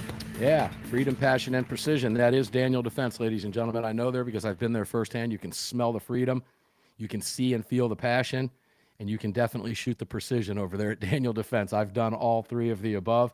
It's a great company. Make sure to support them, DanielDefense.com. You can check them out also at ArmedAmericanRadio.com. All of our great partners are there, Daniel Defense included. Let's go right to the phones now. Dr. John Lott, crimeresearch.org, joins us right now. Dr. Lott, welcome in, my friend. It is a pleasure to have you here. That's great to talk to you again. Thanks for having me on. Yeah, it's always a pleasure, my friend. So, John, I had Doug Hamlin, Executive VP of the National Rifle Association, on in the first hour, and he was thrilled with the results of the convention. It said about 70,000 people showed up, which was bigger than I would have anticipated by about 10 to 15,000 on a guess that I made. But that's good to know. And he's really looking forward to the NRA moving in a positive direction. And I'm going to guess that you probably feel the same way as well. Well, I mean, they play an important role in terms of protecting people's ability to go and defend themselves and their families. And Doug, I know somewhat over the years, and he's always struck me as a very smart, very honest person. And obviously the NRA had a lot of problems there for a while, and it looked like it was heading towards bankruptcy. And I think Doug is, turning the ship around. Obviously, it's a big ship, and there's a lot of things that have to go right. But there are smart people there, people that I respect. Frank Miniter, one of the editors of the magazines there, is somebody that I've known for decades. He's very close to Doug. Doug ran the publications for a while at the NRA before he took over his current job. And, all those things are to the good. Yeah, I think, and as we talked about, I see the NRA moving in just turning itself into a leaner, meaner machine. And that was evident. And it was certainly evident in talking with Doug as well. And again, ladies and gentlemen, one more plug. If you're not a member, please join them. You can visit them at NRA.org and do so. It's $35 for a membership. You should really check that out because we need you to do that. I say we because I'm a longtime member, many years member of the National Rifle Association. I've never been a member, but I can appreciate what you're saying for sure. There you go. So, I mean, I get asked all the time by the media if I'm a member of the NRA or ever have been or whatever. Oh, you mean the media would use that against you, John? Can't imagine that they would ever do something like that. Yeah, why hand it to them on a platter, right? No, it makes perfect sense. So, John, there's reports out last month, I was talking about it on the Daily Show this past week, that, gun ownership, while it is down, is still averaging over 1 million guns a month in sales. That is significant, is it not? But wait. You say you're not saying gun ownership is down. You're saying that gun sales aren't as big as they were before. But they're still in high numbers at over 1 million a month. I don't think there's any evidence that gun ownership is down. No. I think it's still high, and I think you can look at things like the rate that people are carrying concealed handguns. The number of permits is down slightly over the last couple of years, but that's really just because we have 29 states now that are constitutional carry, and even though the number of permits are down slightly, we still have like 21.5 million concealed carry permit holders, which is really the only hard data that we have on gun ownership in the country. I think the evidence indicates that, in fact, a lot more people are carrying, because in 29 states, you don't, somebody who can legally own a gun doesn't need to have a permit to be able to carry. Yeah, no permission slip necessary. And gun sales still averaging, at least with the numbers, the best that we have, that being NICS checks, background checks, et cetera, still topping 1 million a month. That's huge, ladies and gentlemen. Trust me when I tell you that the number is still very significant. John, you have you have your latest column out at American Liberty. Only 1 in 5 Americans think gun control reduces crime, and I it's hard to make the association with the number of guns being sold, but maybe I'll try to tie that together. But what does it say when we know that 1 million Americans or 1 million guns are being sold a month? Only 1 in 5 Americans think gun control reduces crime. Sales are going up. The demographics in gun ownership are changing rapidly. You have a lot younger people. You have women. You have minorities, black, all minorities across the spectrum. And you still see significant support for gun rights. Trump has got clearly the most pro-gun administration we've seen. How does this all tie together? Or does it? Right. So, often the surveys will go and ask people, do you support more gun control or less gun control? What we try to do in this survey that we paid for by McLaughlin and Associates was to give people a third option, because presumably, the reason why they're asking them, do you support more gun control or not, is to reduce crime. But, to me, there's another option here, and that is have police concentrate on arresting violent repeat criminals, ending things like cashless bail to get repeat criminals off the street. And when you give them that option, to reduce crime, over half of likely voters, 54%, think that that's the way to go. Only 19% think that passing more gun control laws are going to reduce it. And this is related to something you and I have talked about many times, and that is, if you listen to the media, you think violent crime is a gun problem. But in fact, 92% of violent crime in the United States has absolutely nothing to do with guns. If you want to reduce crime, it's not rocket science. You just have to make it more costly, riskier for criminals to go and commit crime. And that's, I think, where the vast majority of Americans are on this. Well, so often you're right. They'll be given the option, pass more gun control or more strictly enforcing existing gun control. And those are the only two options that they're given. And the problem that I have with that is that both of those options imply gun control is good. You're not going to support new gun control laws if you don't think that they're useful. And you're not going to more strictly enforce existing gun control laws if you don't think that they're useful in reducing crime.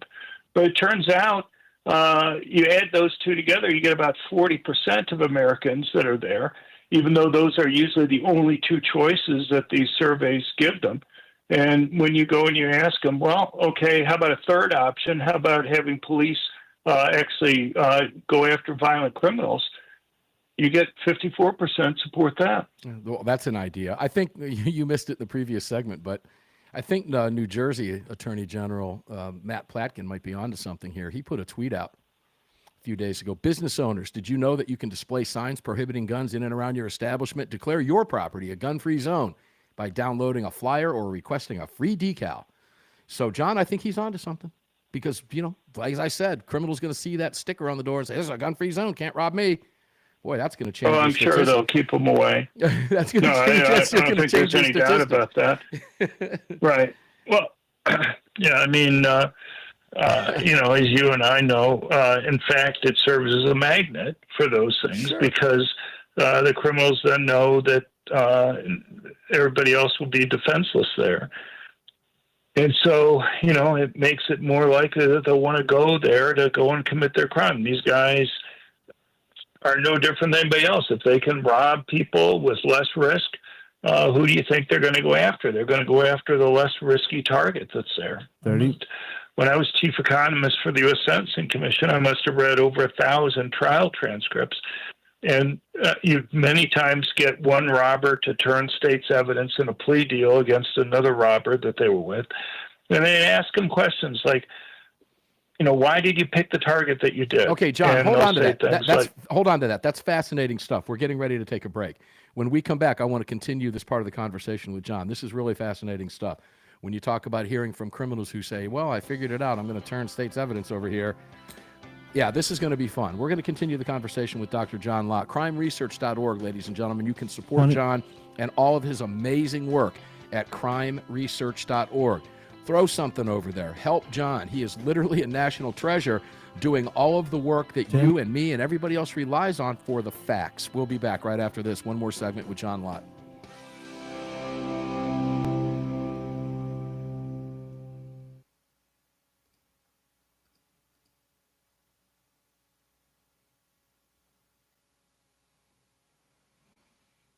Be right with you.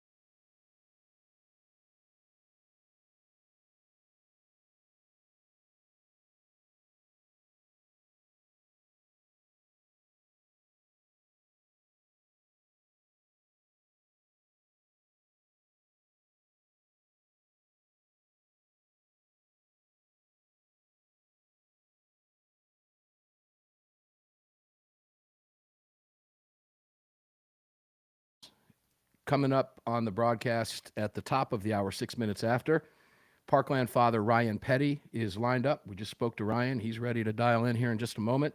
And, of course, Justin Moon, CEO of Car Arms, will be here. In addition to Justin Moon, CEO of Car Arms, and Parkland dad Ryan Petty, we're also going to be hearing from our regular Classic Roundtable on there for a number of years, and Brad Primo, the CEO of Lead Slingers. And, well, the Roundtable is always a fan favorite for a reason. Who knows where it's going to take us, but we'll have fun for sure. We'll get ready to get started right now.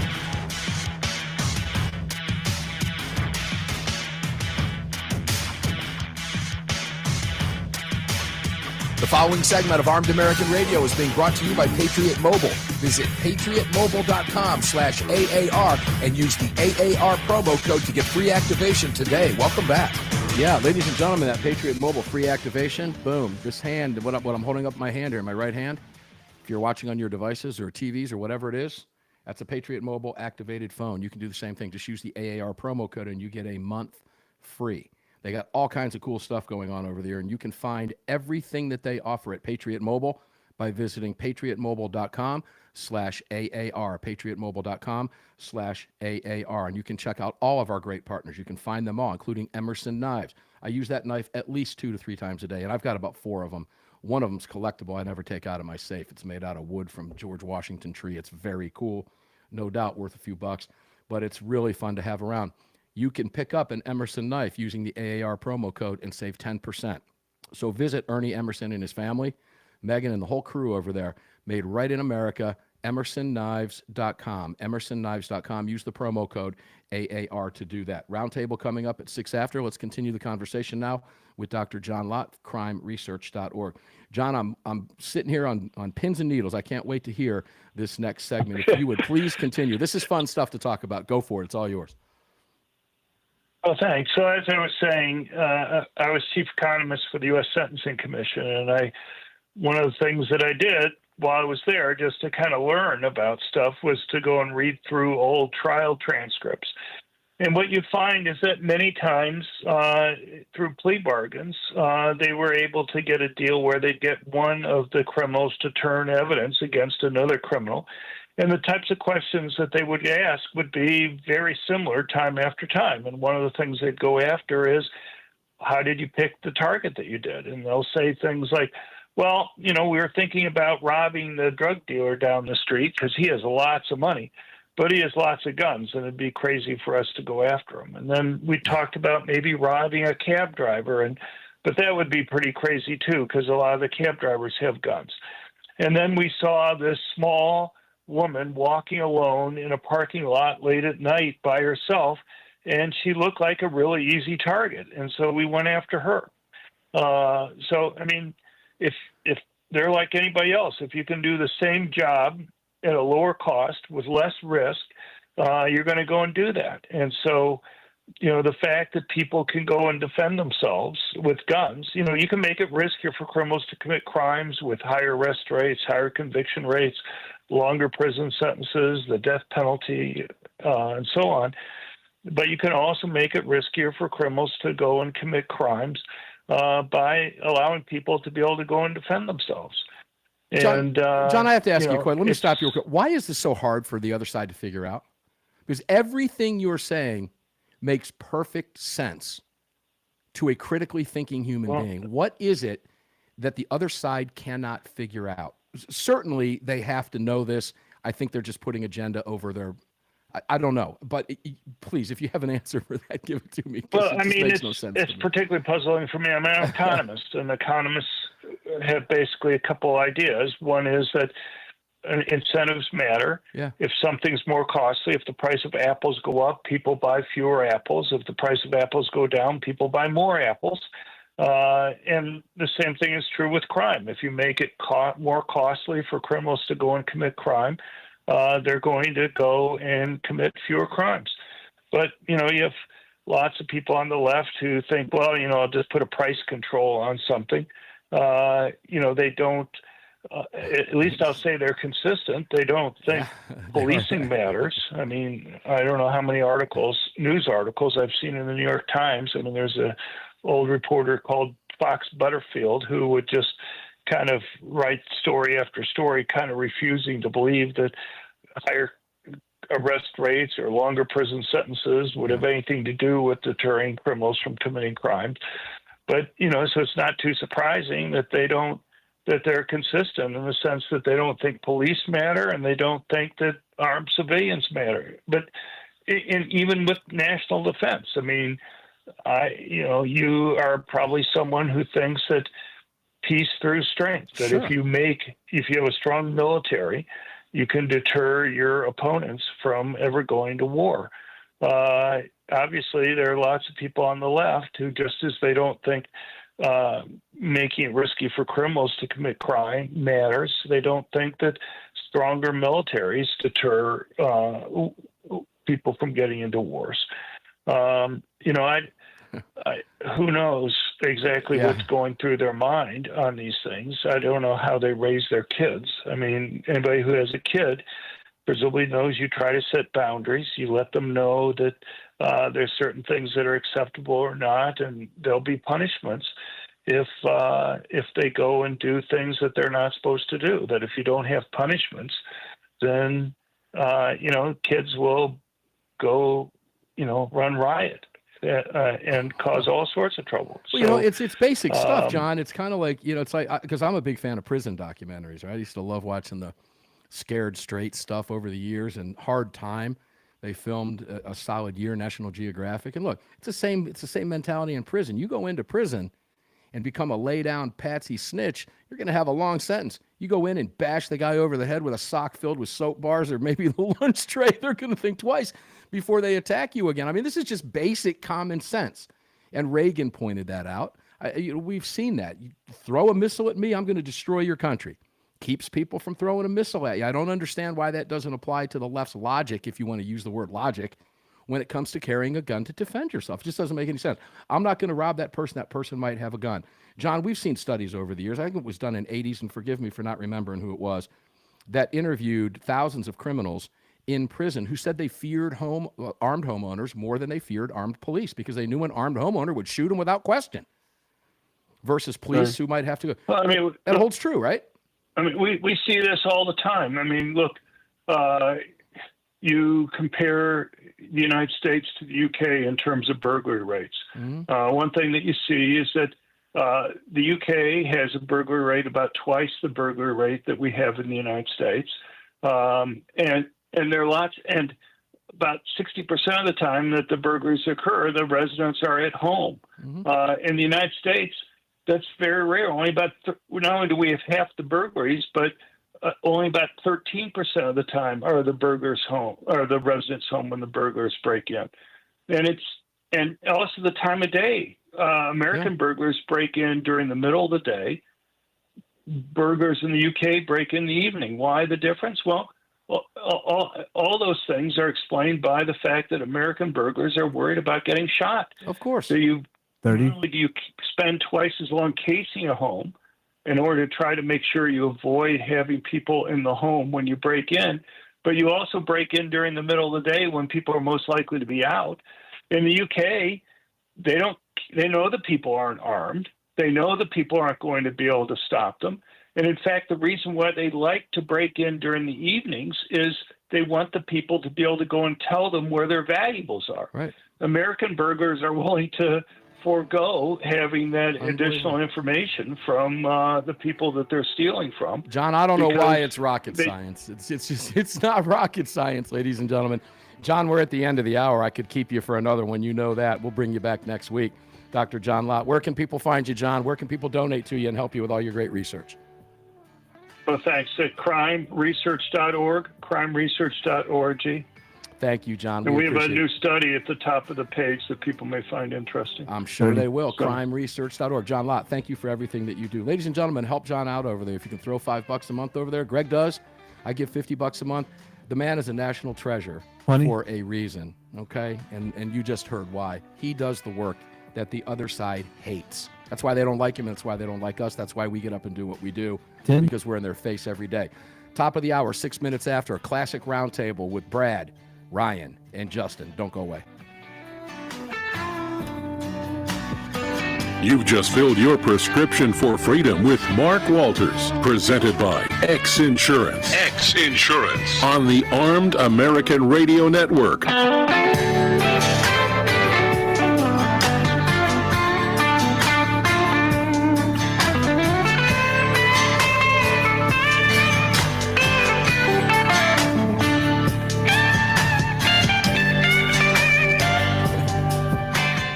Oh, ladies and gentlemen, that was fun. John's always fun to have on the show, and he's got it going on over there. CrimeResearch.org. Make sure to check him out and visit all of our partners, please, and support them for supporting this program for so many years. we've got some big announcements coming up over the next 2 to 3 weeks relative to partnerships, et cetera, and some other fun stuff going on. And so we appreciate your support. Thank you for being here. Got a kick out of the whack 'em over the head with a sock filled with bars of soap in the lunch tray. He'll think twice. But that's a true story from somebody I know that spent 10 years in prison for robbing 14 banks in the state of Florida. A guy that I met years ago was telling me some of those prison stories, and it was really, it was quite fascinating. He did his time back in the day in Stark Penitentiary, the old one with Old Sparky in it, the brick building before it was torn down and the new ones were. All right, I got Ryan. And so anyway, there's that. We're going to rebuild. We're going to build the roundtable for you with the guests calling in, ladies and gentlemen, and we'll be back with you at 6 minutes after the hour in Radio Talk. This is called a biology break. We'll be back in just a few minutes.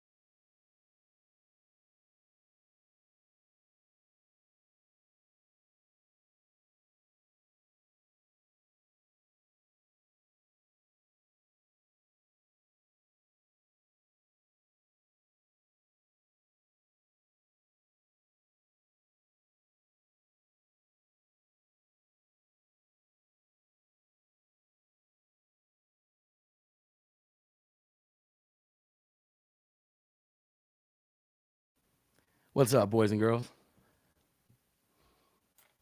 So good lineup coming up. If you're just joining us, welcome in. If you're sticking with us, we appreciate that very much.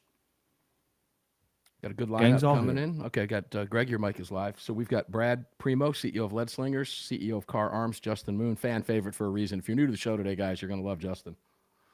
And, of course, Parkland dad, Ryan Petty. So lots of common sense at the table. And I want to get the guy's opinion on the New Jersey stuff, too. But, golly. Yeah, and what about that Congress critter out there that was charging up ICE officers? Well, yeah, I want to go there only because it's LaMonica, whatever her last name is. Who's the party of gun grabbers, folks, right? It's the Democrats. And if you look at what the Democrats have been doing to themselves lately, I mean, seriously, Bernie Sanders and AOC, hell, even Bill Maher says they're stupid. I heard someone pontificate that they were doing that simply so a third party doesn't form because they realize how useless the Democrats are and that they have nobody. And the third party would be the idiots that support Bernie and AOC. This idiot Bernie Sanders was on with Brett Baer on Fox News. I had to watch the interview, and Brett says, you got to fight the oligarchy tour. You've spent, and he gave him the exact numbers in dollars that he spent flying around on private jets.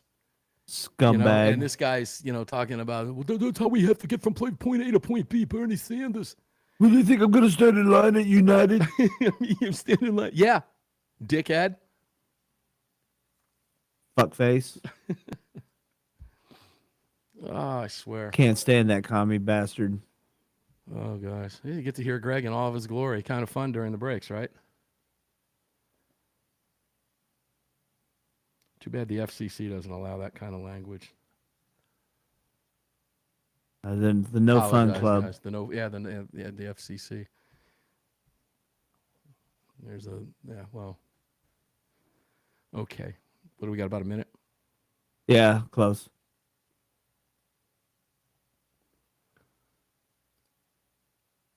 Let's see here.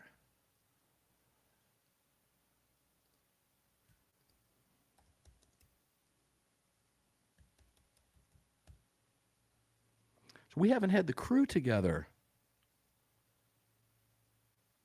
Well, I guess we did. 30. Yeah, I can't wait to ask the crew about whether or not we should know what the Pope thinks, right? About gun control. Yeah, they weren't here for They were that not just here happened for a couple days ago. Yeah, so we want to go there with the guys and carry that conversation on. I did hear from Neil McCabe. He's doing great, by the way, ladies and gentlemen, those of you who are fans of Neil McCabe. Good for Neil. Neil is truly in parts unknown right now, but he is doing great. Very busy in his new endeavors.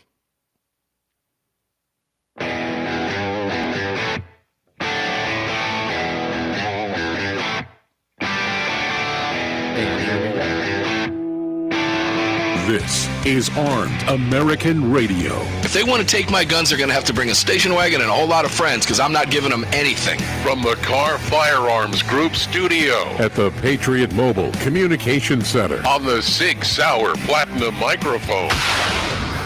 Mark, we know they want to take our guns, and now we're going to make them eat it. Proudly presented to you by X Insurance. X Insurance.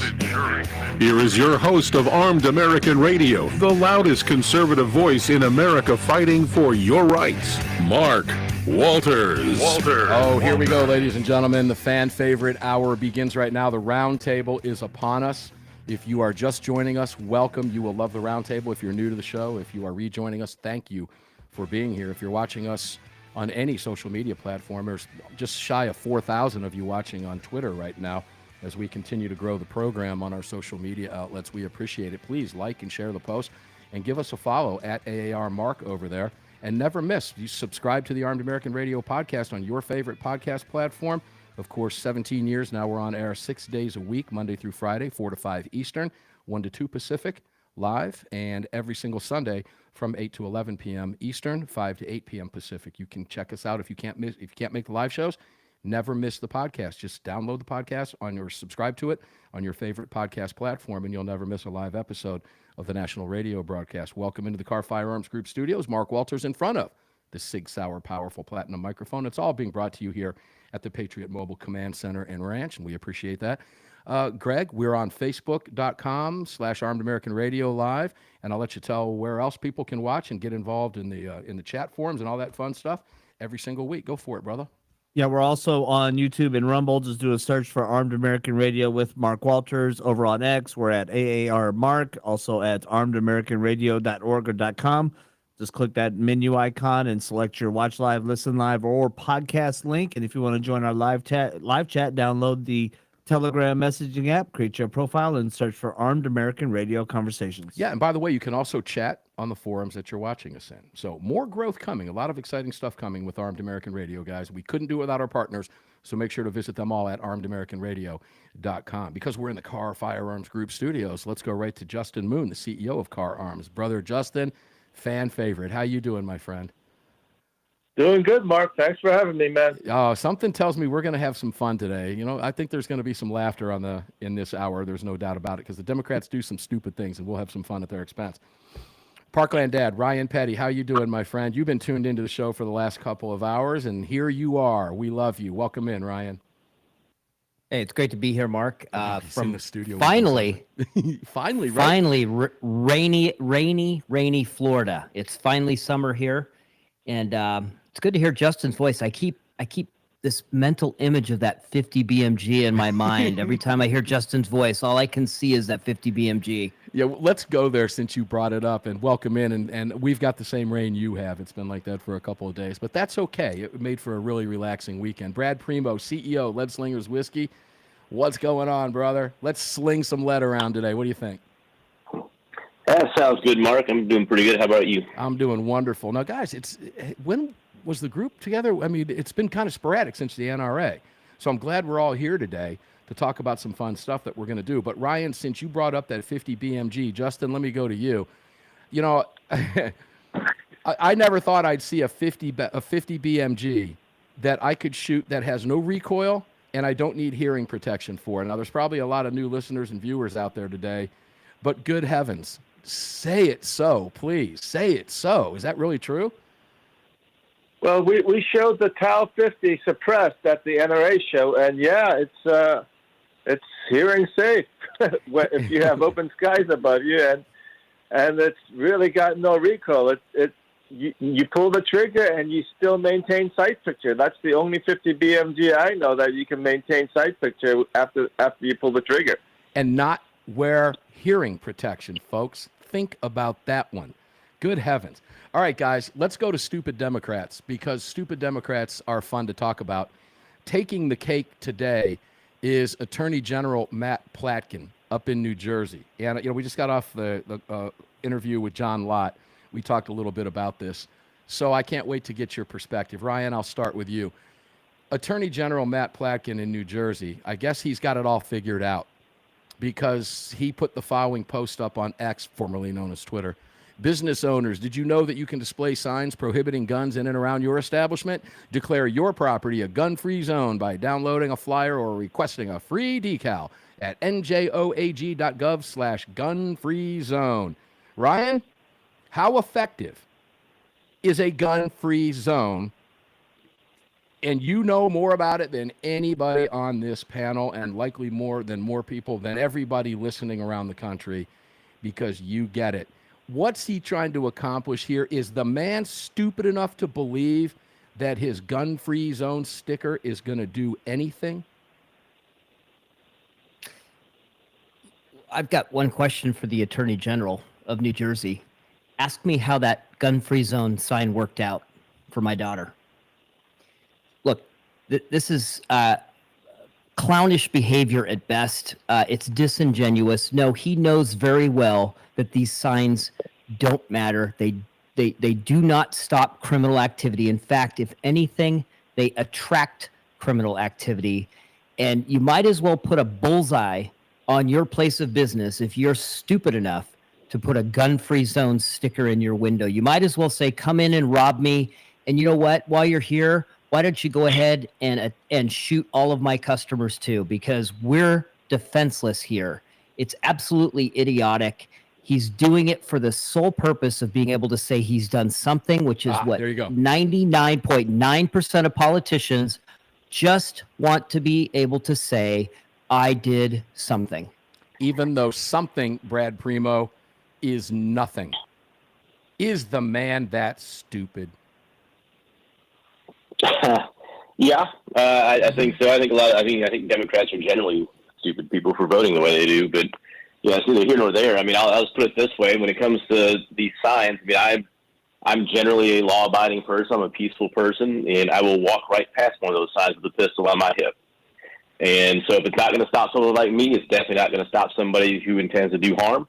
And Ryan hits the nail on the head. It's just performative BS. It plays well with the crowd that votes for these people, because if you look at the people who vote for these people, they're all hysterical, emotional, and easily manipulated people. And so, you know, I'm sure it plays well with that crowd, but anybody with common sense knows it's just hot air. Yeah, Justin.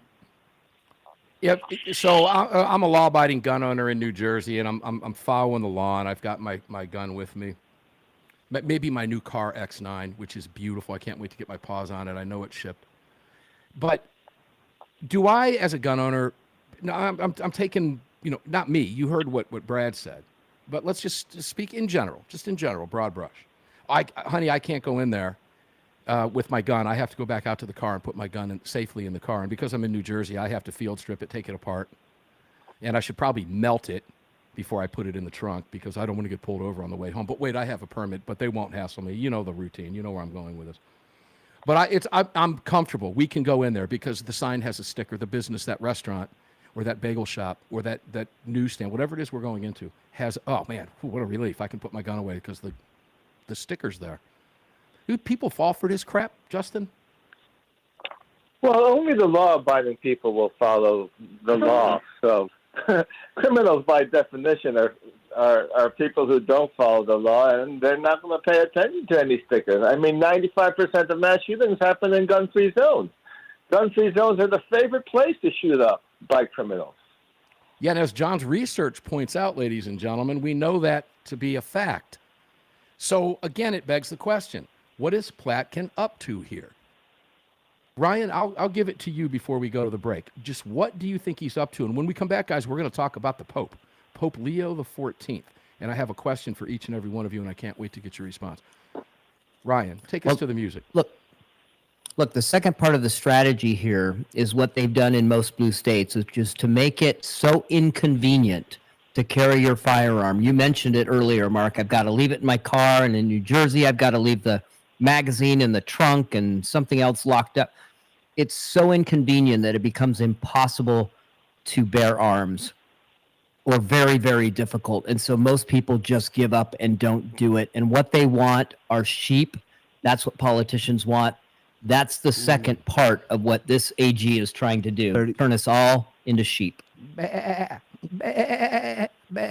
Brad, are you a sheeple? 20 seconds. No. No. Okay, good. No. You know, I'm gonna live on my feet. I'm not gonna. Yeah, I figured. I'm not gonna be led around. Ladies and gentlemen, we're getting ready to take a break. When we come back, this is gonna be a fascinating conversation. So I'll throw the question out now for the members in the panel here at the round table. That would be Brad, Ryan, and Justin. And that is, should we even know what the Pope thinks about gun control? Should we even know that? Should that be something we even know about a Pope? Armed American Radio's Monster Cast continues. Provocative conversations coming up here on the broadcast. Stay tuned. We'll be here right back after the break. Don't go away.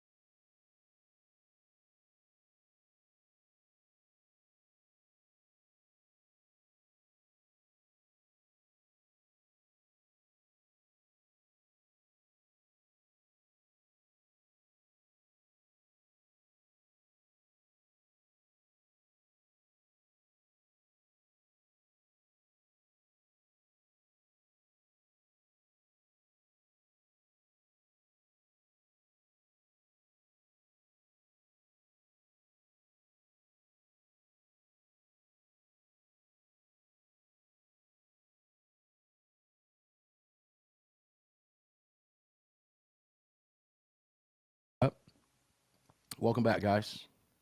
Coming to you in 2 and 2.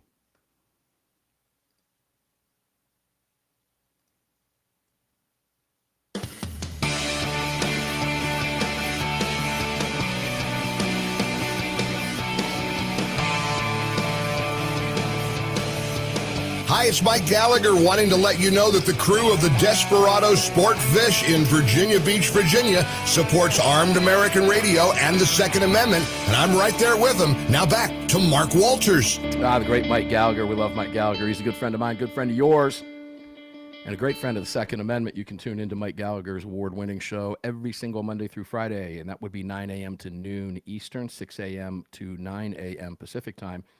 Welcome back, guys. Car Firearms Group Studios lit up for you here at the Patriot Mobile Command Center. Mark Walters in front of this powerful Sig Sauer microphone. Guys, our partners, visit them all at armedamericanradio.com. And if you're new to the show today, many of you are, you can watch the show every single day on X, Facebook, YouTube, Rumble, every day, Monday through Friday, 4 to 5 p.m. Eastern, 1 to 2 Pacific time for the hour. And you can subscribe to the Armed American Radio podcast and never miss an episode of the live radio broadcast ever. You can do that on any of your favorite podcast platforms. We are in the top 0.05% of podcasts globally. So I think ranked at number 3 in pro-gun podcasts around the world. Just a couple weeks ago, I saw that pop up on Twitter somewhere. So don't miss an episode of the show, guys. Podcast being just the recorded version of this show. So make sure to check that out. Subscribe to us at Armed American Radio Podcast on any of your favorite platform, and visit all of our partners. You can find them all at armedamericanradio.com. All right, Justin, I'm going to start with you, and I'm going to read something first because this fascinates me. Born and raised Catholic, and Newsweek had a piece out, was talking about it on The Daily Show. Couldn't wait to get y'all's opinion on this. What Pope Leo XIV has said about abortion and gun control. Now, you know what I would expect a Catholic, you don't know. Francis kind of threw things under the bus, but he's gone. But you would think he's going to be against abortion. What about guns? What has he said about guns? He reposted a statement, a tweet, a post, X, formerly known as Twitter, from Senator Chris Murphy, a gun-grabbing Democrat from Connecticut, as you know, who wrote on X right after the Vegas shooting, "To my colleagues, your cowardice to act cannot be whitewashed by thoughts and prayers. None of this ends unless we do something to stop it." So he's retweeting anti-gun posts before he was the Pope back in 2017, Justin. He also hails from Chicago, and most people from Chicago who hold any position of authority whatsoever tend to not be very friendly to our gun rights. Should I even know what a Pope thinks about my guns and my Second Amendment right in the United States of America, Justin? Should I even know his opinion on that? Well, I'm not Catholic, so, I really don't pay a lot of interest to what the Pope says, but I don't think there have been many popes favorable or friendly to the Second Amendment. They kind of like centralized hierarchies, from what I understand from history. Yeah, and that begs the bigger question, Ryan. I'll take it to you. You heard from Justin. Should I even know what the Pope thinks, whether I'm Catholic or not? And I happen to be Catholic, born and raised. I have my issues with the church for a lot of different personal reasons. I won't go into that here. But should I even know that? No, look, this is the problem with the left. I think just in general, I would like to go to church on Sunday and to hear the sermon and understand how I should live my life and how I should be moral, and that should be done on an individual basis. It's a personal thing. I think too many religions, not just the Catholic Church here, but many, many religions have moved into the political realm. Not that there is never an interest of a church or the church having a say on cultural issues, moral issues, and on occasion political issues, but this is a function of the progressives that have dominated many religions across, and I'm not just talking about the Catholics. It's been a problem.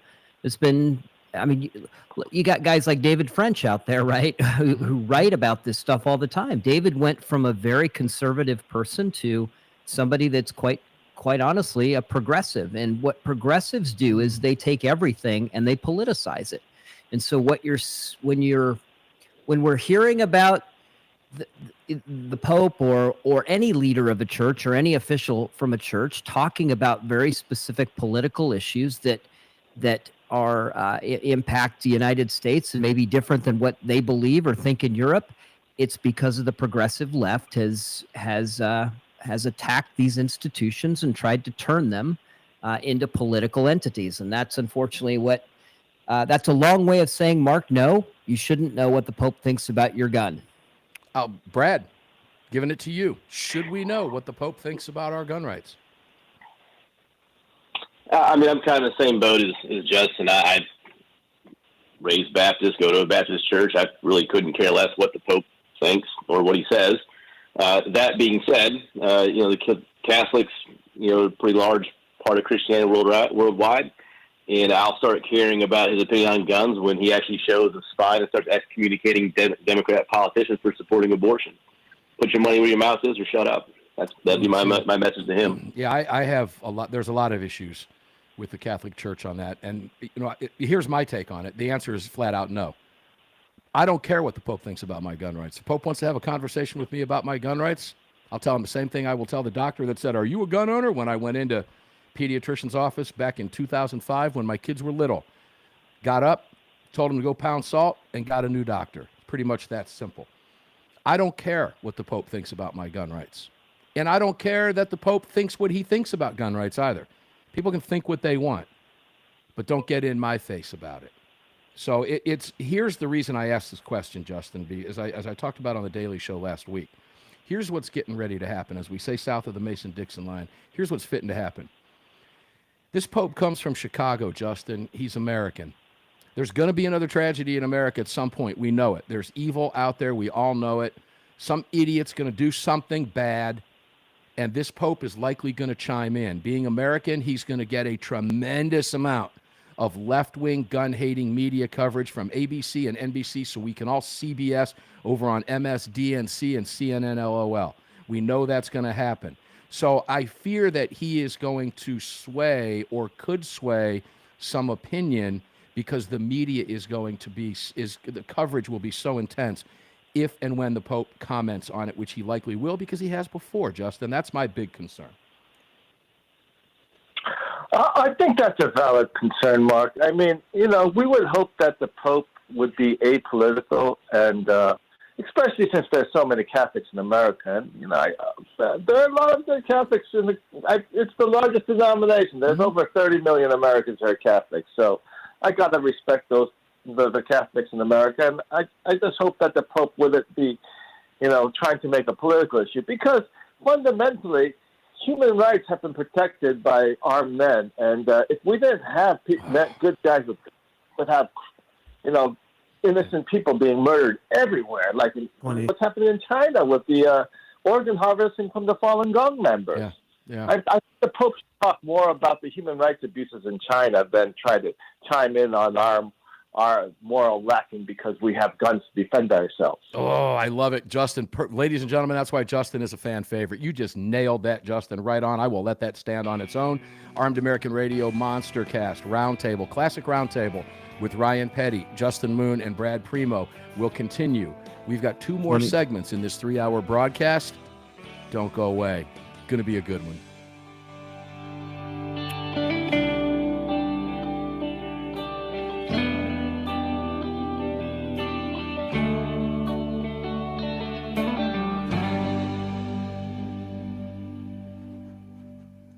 All right, guys, we'll be, again, right back after the break. Those of you who are new to the show, the breaks are because we are a national radio program, and we have breaks, 4 minutes, at both sides of the hour for the national breaks and for the local breaks for the local affiliates around the country who carry the show for their local spots and sponsors of this program and their station sponsors. That's why they're there. If you're new, that's why.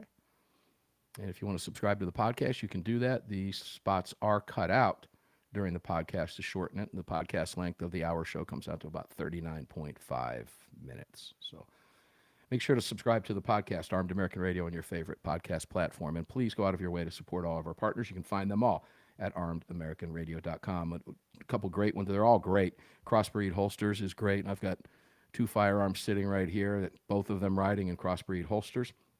crossbreedholsters.com. Make sure to check them out. Great sales going on over there all the time.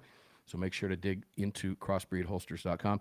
And also, if you need some emergency food supplies, don't forget heavensharvest.com, heavensharvest.com. Clayton Llewellyn and his family. It's a family-run business up in North Georgia, beautiful place. And they provide you with shelf life 25 years. They've got you covered. Trump's in office, I know. That doesn't mean you don't need emergency supplies. You need it for weather, whatever it may be. You'll sleep better at night. I've got a ton of the stuff. I know something happens to me, something happens weather-related, tragic, whatever it may be. My family's going to eat for a couple of years, okay? I want you to have that same peace of mind. And it's really easy to do. It's inexpensive to get started. You can check them out at heavensharvest.com, heavensharvest.com. And don't forget, Bud's Gun Shop. Bud's Gun Shop, our exclusive online retailer. They have everything you need, and you need everything that they have. I can promise you. We are going to be broadcasting from Bud's Gun Shop in the very near future. We will also be up at Sig Sauer, broadcasting from their fantastic location at the Sig Sauer Academy. Not sure if we're going to make it. We should be trying to get it in for the end of this month, but we'll definitely be up there in June for an event at the Academy, and we'll be broadcasting live there. And I think we have another live broadcast coming to you possibly from Phoenix the first week in June. So a lot of stuff going on. Stay tuned with us. Follow us over on Twitter for all that fun stuff at AAR Mark. We'll be right back in about 2 minutes.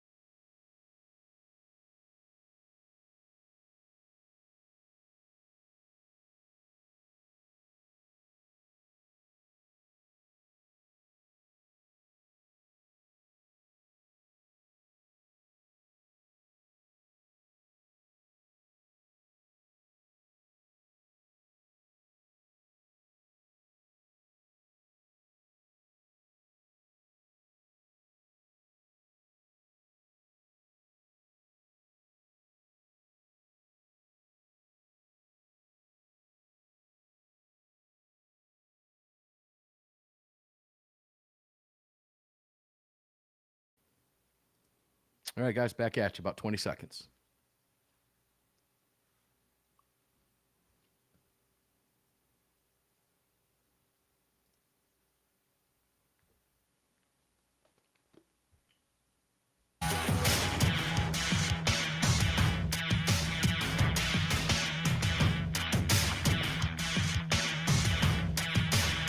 The following segment of Armed American Radio is being brought to you by Patriot Mobile. Visit patriotmobile.com/AAR and use the AAR promo code to get free activation today. Welcome back. Yeah, welcome back. PatriotMobile.com, patriotmobile.com/AAR, patriotmobile.com/AAR. And all of our great partners. I was talking during the break, if you're watching, heavensharvest.com, heavensharvest.com for your emergency food supplies.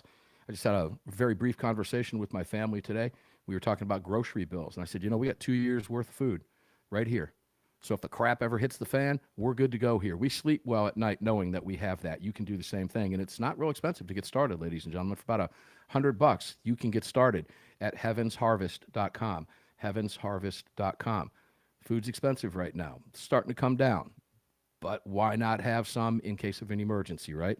And not just that, but other emergency supplies as well. Heaven's Harvest has you covered. And don't forget, budsgunshop.com, budsgunshop.com for all of your needs, whatever it is.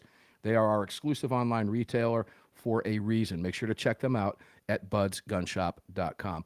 Welcome back in, ladies and gentlemen. So, guys at the table, I want to start, and Brad, I'll go back to you. But two letters to the editor that appeared in the Dallas Morning News. Let me read these. I'll just read the first one, and we'll get your commentary around the table. Then I'll go to the second one. Really good conversation here that we're getting ready to have, ladies and gentlemen. This was for Pass HB 2250 in Texas. And if you're not from Texas, that is a safe storage law.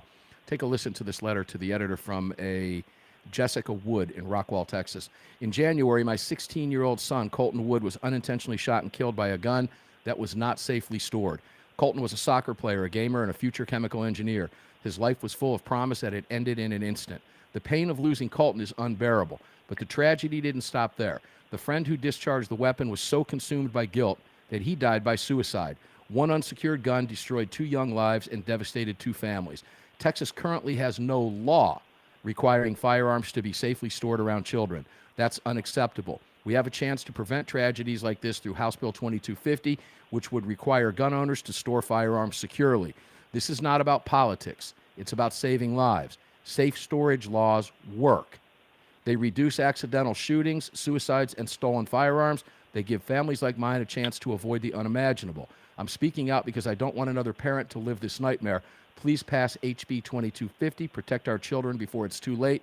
Let Colton's story be the last. And again, that's from Jessica Wood in Rockwall, Texas. And Brad, our hearts go out to this family and to Jessica Wood.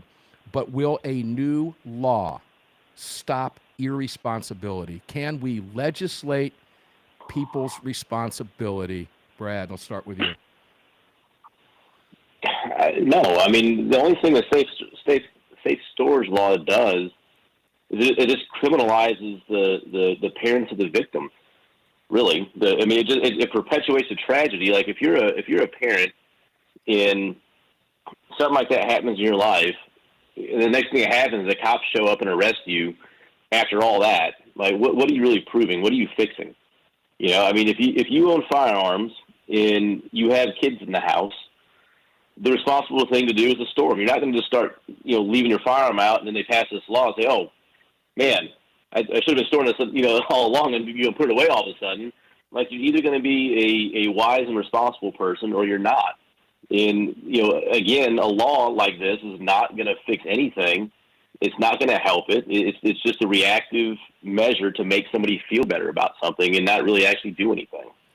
Which is, look, and we'll talk a little bit about, someone to give a little public service announcement about this when we come back by telling a familiar story that I've told on the air before about this very topic, ladies and gentlemen. Before I spit that out, Justin, let me go to you. Can we legislate this? And while your heart breaks for this family, and it does, it's horrible. I have kids. I can't imagine. Okay, particularly in a scenario like that, and what happened to the other family.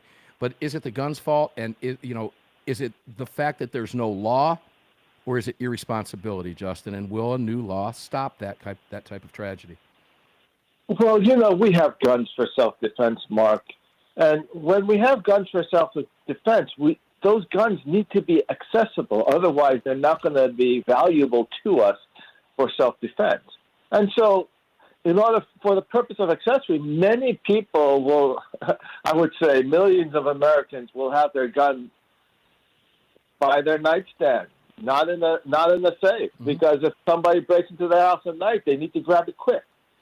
The situation here is that safe storage laws are not going to help save lives. If she wants to pass a law, you should get the Texas State Assembly to pass a law requiring every child to take a gun safety course. Yeah, and that gun safety course is be taught in every school, starting from elementary school all the way up to high school.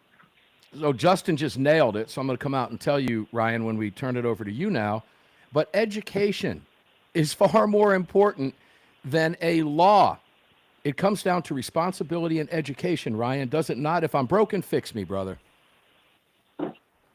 No, look, I've got a slightly different perspective probably than the other guests, just because I will say that the overwhelming majority of firearms that are used in school attacks, which is a small fraction of the gun violence we see across the country, come from firearms that were left unsecured in the home. So now the question is, do these gun laws work? And Brad and Justin are correct. They do not work. We saw this just a couple weeks ago. The FSU shooter who grabbed his mom's service weapon and took it from the home. Now, Florida has such a law. There was a law at the time of Parkland there are laws in a number of states. It's not preventing these kids from getting access to these guns. So it's almost like a gun-free zone sign. It's almost the similar concept. People just want to do something, right? They want to feel good about it, and these are nothing more than feel-good laws. Justin is right. The best thing we could do is to teach kids exactly how to responsibly handle firearms at a very young age. Look, kids are curious. We know they want to see dad's gun, right? We know they want to play with it. So we have to educate them early and as young as possible that firearms are dangerous and that there's a proper and correct way to handle them. And then I would just ask, parents, just as a gun owner, right? And look, I'm an FFL and I'm responsible for the firearms that are under my care right now. And I would say to every parent out there, you have a responsibility to know where your gun is and to have it secured in a way that, of course, can be used in self-defense at a moment's notice. But at the same time, you should know who has access to your guns and have control over who has access to your guns. No law required. Ladies and gentlemen, if you're watching on your devices, I'm holding up a LifePod safe from SIG that I picked up from Sig Sauer, and a touch of a finger opens a safe. Let me take us to the break with this, because everybody at the table is spot on. It's about education, folks. It's that simple. If you don't have a gun in your home, do you still need to teach your children about gun safety, real gun safety, not the hijacked lingo from the left, but real safety? The answer to that question is unequivocally yes. Why?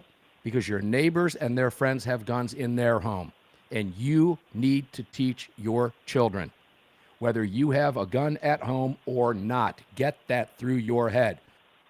It does not matter if you don't have a gun in the home. Your friends, family, and neighbors likely do, particularly in a state like Texas, folks, okay? This is about education. NRA President, or Executive Vice President and CEO Doug Hamlin on the program with us in the first hour. We talked a little bit about the Eddie Eagle program. At the very least, teach your kids the four rules of the Eddie Eagle program. Stop, don't touch, leave the area, tell an adult. That's what you need to be teaching your kids. I taught my kids one step further. If there's no adult around, call 911 if you have to, and get the hell out of Dodge. It's that simple. It's about education, not legislation. We'll be back. 20. One more segment to go with the crew. Don't go away. We'll see you on the flip side.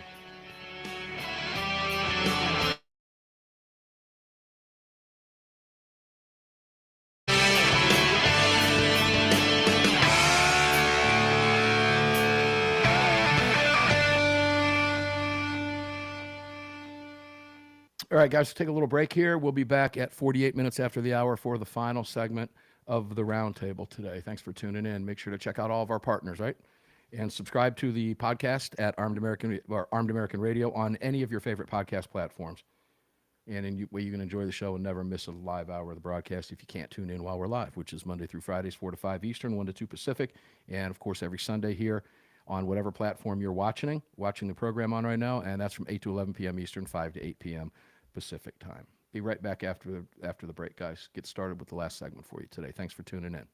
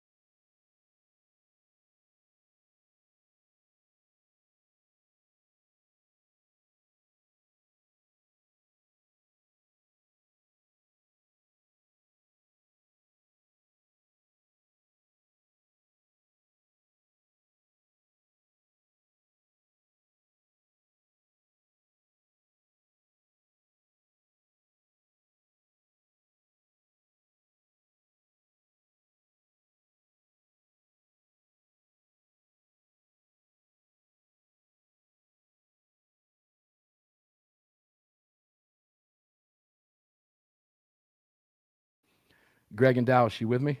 Yeah. So we're going to stay on Texas for this final segment.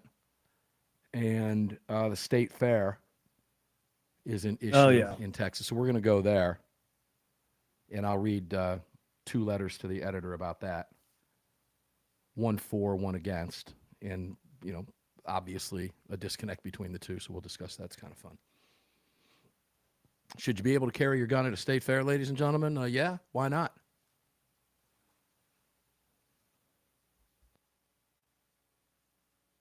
Well, some people don't think so, right?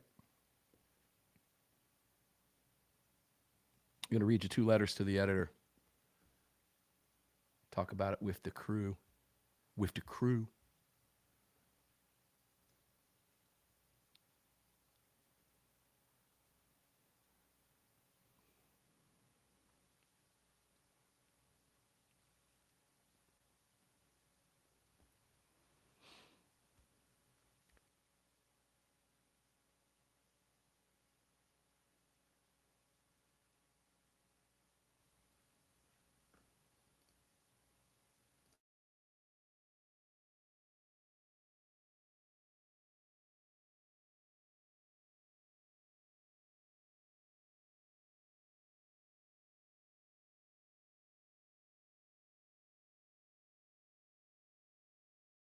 All right, guys, back from this last national break in 20 seconds.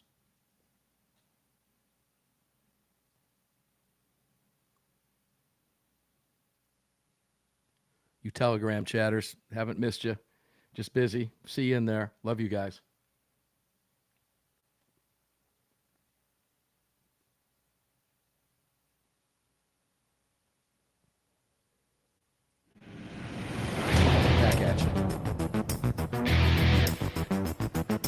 Hi, I'm Dr. Sebastian Gorka, letting you know that the Desperado Sport Fishing Crew in Virginia Beach, Virginia supports Armed American Radio and our right to bear arms. Now, back to Mark Walters. Now, back to Mark Walters. We love Sebastian Gorka. Thanks for the rejoin, Sebastian. We appreciate it. Dr. Gorka, thanks much. Car Arms Studios fired up for you here. Sig Sauer microphone on fire. Mark Walters in front of the mic. You're on the Armed American Radio Network. Yes, indeed, here at the Patriot Mobile Communication and Command Center. Sign up for one. Get you one of those Patriot Mobile phones. Quit giving your money away to woke companies that want to use your money to take away your rights, like that kind of stuff. Go with a company that supports your values and your gun rights. It's a win-win all the way around, and all of our partners do that. You can find them all at armedamericanradio.com. Welcome back in, guys. Greg, we've made it with the last segment already. Yeah, here we are. Got here quickly. Yeah. Who did I leave with on the table? Did I leave it with Ryan, I think? I think you did. Last time? Okay, well, let me do this. Brad, I'm going to start with you. And I want to read 2 more letters from the Dallas Morning News. We're going to stay Texas-centric here for just a few minutes. One of them is, we'll skip the state fair. Senate okays bill for guns at fair. Now, see here, guys, this is where... this is going to be about, should we be able to carry a gun at a state fair, okay? There's several letters here in opposition, but let's read this one. Safety comes first. I was sad to hear the Republicans in Austin are creating a bill to take away local control here in the Dallas area, including the local decision to control guns at the State Fair of Texas. The Republicans in Austin do not like local control, and they demand that visitors to the State Fair be allowed to be armed if they so choose. I prefer safety, so I will no longer attend public events in Texas where people feel they need to carry a gun to feel safe. I know, the Republicans in Austin and their supporters will say good riddance to me. Unfortunately for the vendors at the State Fair, people who feel the way I do will also stay at home and keep their money for the ever-increasing costs at the grocery store. And then in opposition to that, why one, not the other? I'm confused. I cannot carry a pistol into Globe Life Field for a Rangers game, but the Attorney General and most state senators want me to be able to legally carry my pistol to the State Fair. Why okay for one and not the other? Zip code, clientele, other. That's from M.A. Conroy in Grapevine. The other one in opposition was from Ralph Goins in Coppell, Texas. Brad, you see the disconnect there, but methinks that the fair will not lose fairgoers in the great state of Texas. Methinks more people will probably show up at the fair if they're allowed to carry their guns, that more people stay out because they can't protect themselves. when they're on their way to the car or from a group of roving thugs or bandits? I mean, try to fix me. Yeah, again, I mean, you know, a lot of people are protecting themselves, and a lot of people are going to choose to stay home. They're going to choose to stay where they can protect themselves. And, you know, the idea that the mere act of somebody legally carrying a pistol for self-defense into a public space somehow automatically endangers everybody around them is ludicrous and nonsensical. Again, you know, we're still talking about, you know, Democrats who are given to hysterical thinking and fear-mongering. So it doesn't surprise me that that's how they feel about it. Yeah, it doesn't surprise me either, Justin. But this is Texas, Justin. Oh, AWR Hawkins has told us for years when we cover happy ending stories in Texas, that's when the good guy wins and the bad guy loses, folks. Okay? If you're going to be dumb, don't be dumb in Texas. Justin, the vast majority of people in Texas do have guns and do carry guns and do value their gun rights and do want to be able to protect themselves. I think more people will go to the fair that have been staying away because it's been a gun-free zone. That's just my opinion. What do you think?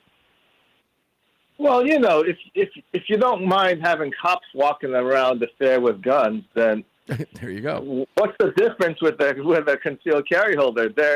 All statistics show that they're better shots than the average cop, and they know how to use their gun better, and that they commit less crime than cops. So you're probably better off letting concealed carry holders carry. You'll be safer. Well, let's put it this way, Ryan. Justin's right. Brad's right. Ryan, people are carrying guns in public all over Texas anyway. What makes you more concerned because it's the fair? What difference does it make? The guy in front of you, the lady behind you at the convenience store, the gas pump, the doctors, or wherever it is already carrying a firearm. Why would it bother you because it's at the fair? Again, this is just another attempt starts with a by chuckle. gun controllers.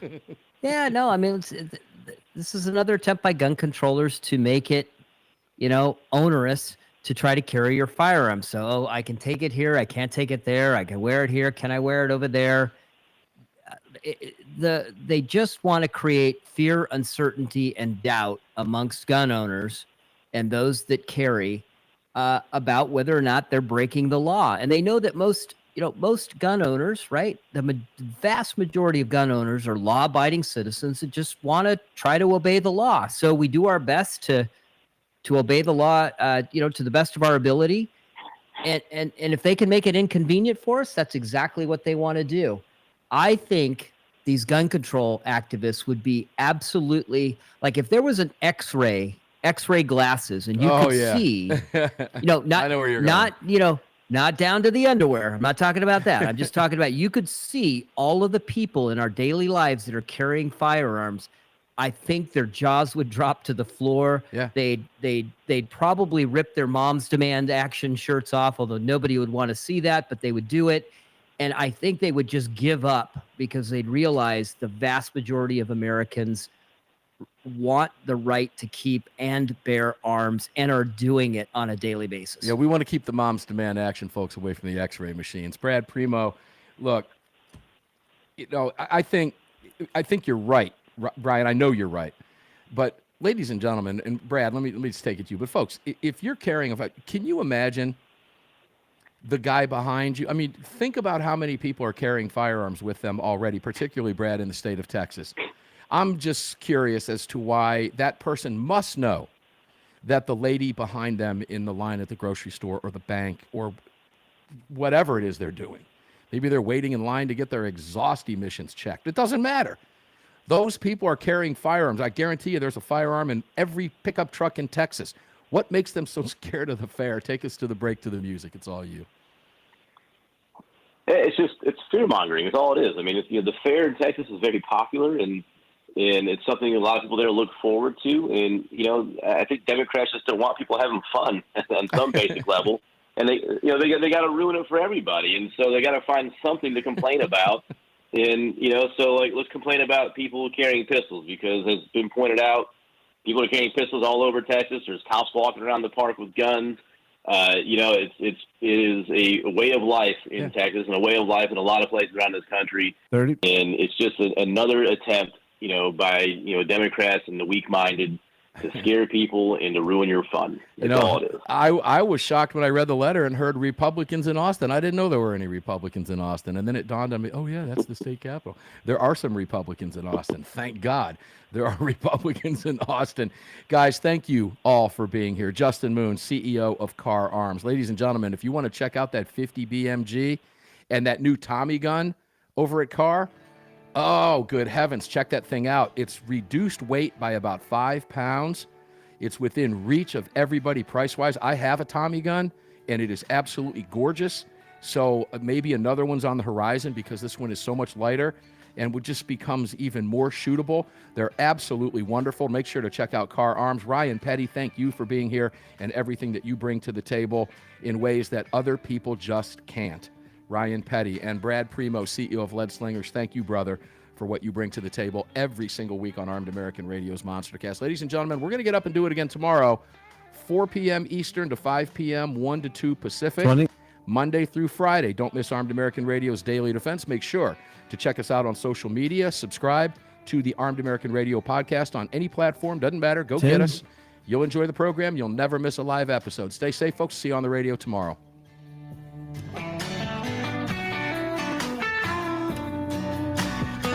You've just filled your prescription for freedom with Mark Walters, presented by X Insurance. X Insurance. On the Armed American Radio Network.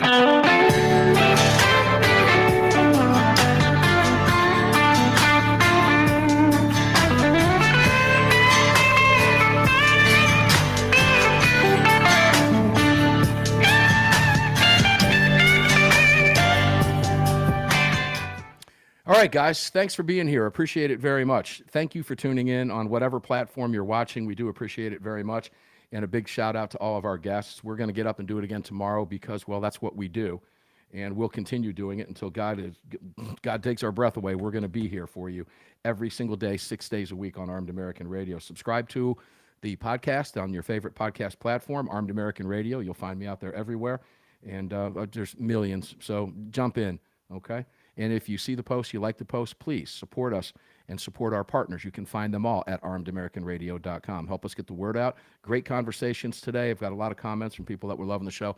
Thanks for tuning in. Carry on, carry often, carry absolutely everywhere. Never, ever, ever leave your cave without your club. No self-respecting caveman would have ever left his cave without his club. Enjoy your day. Stay safe, guys. We'll see you live on the radio tomorrow, 4 p.m. Eastern, 1 Pacific, right here where you're watching us now.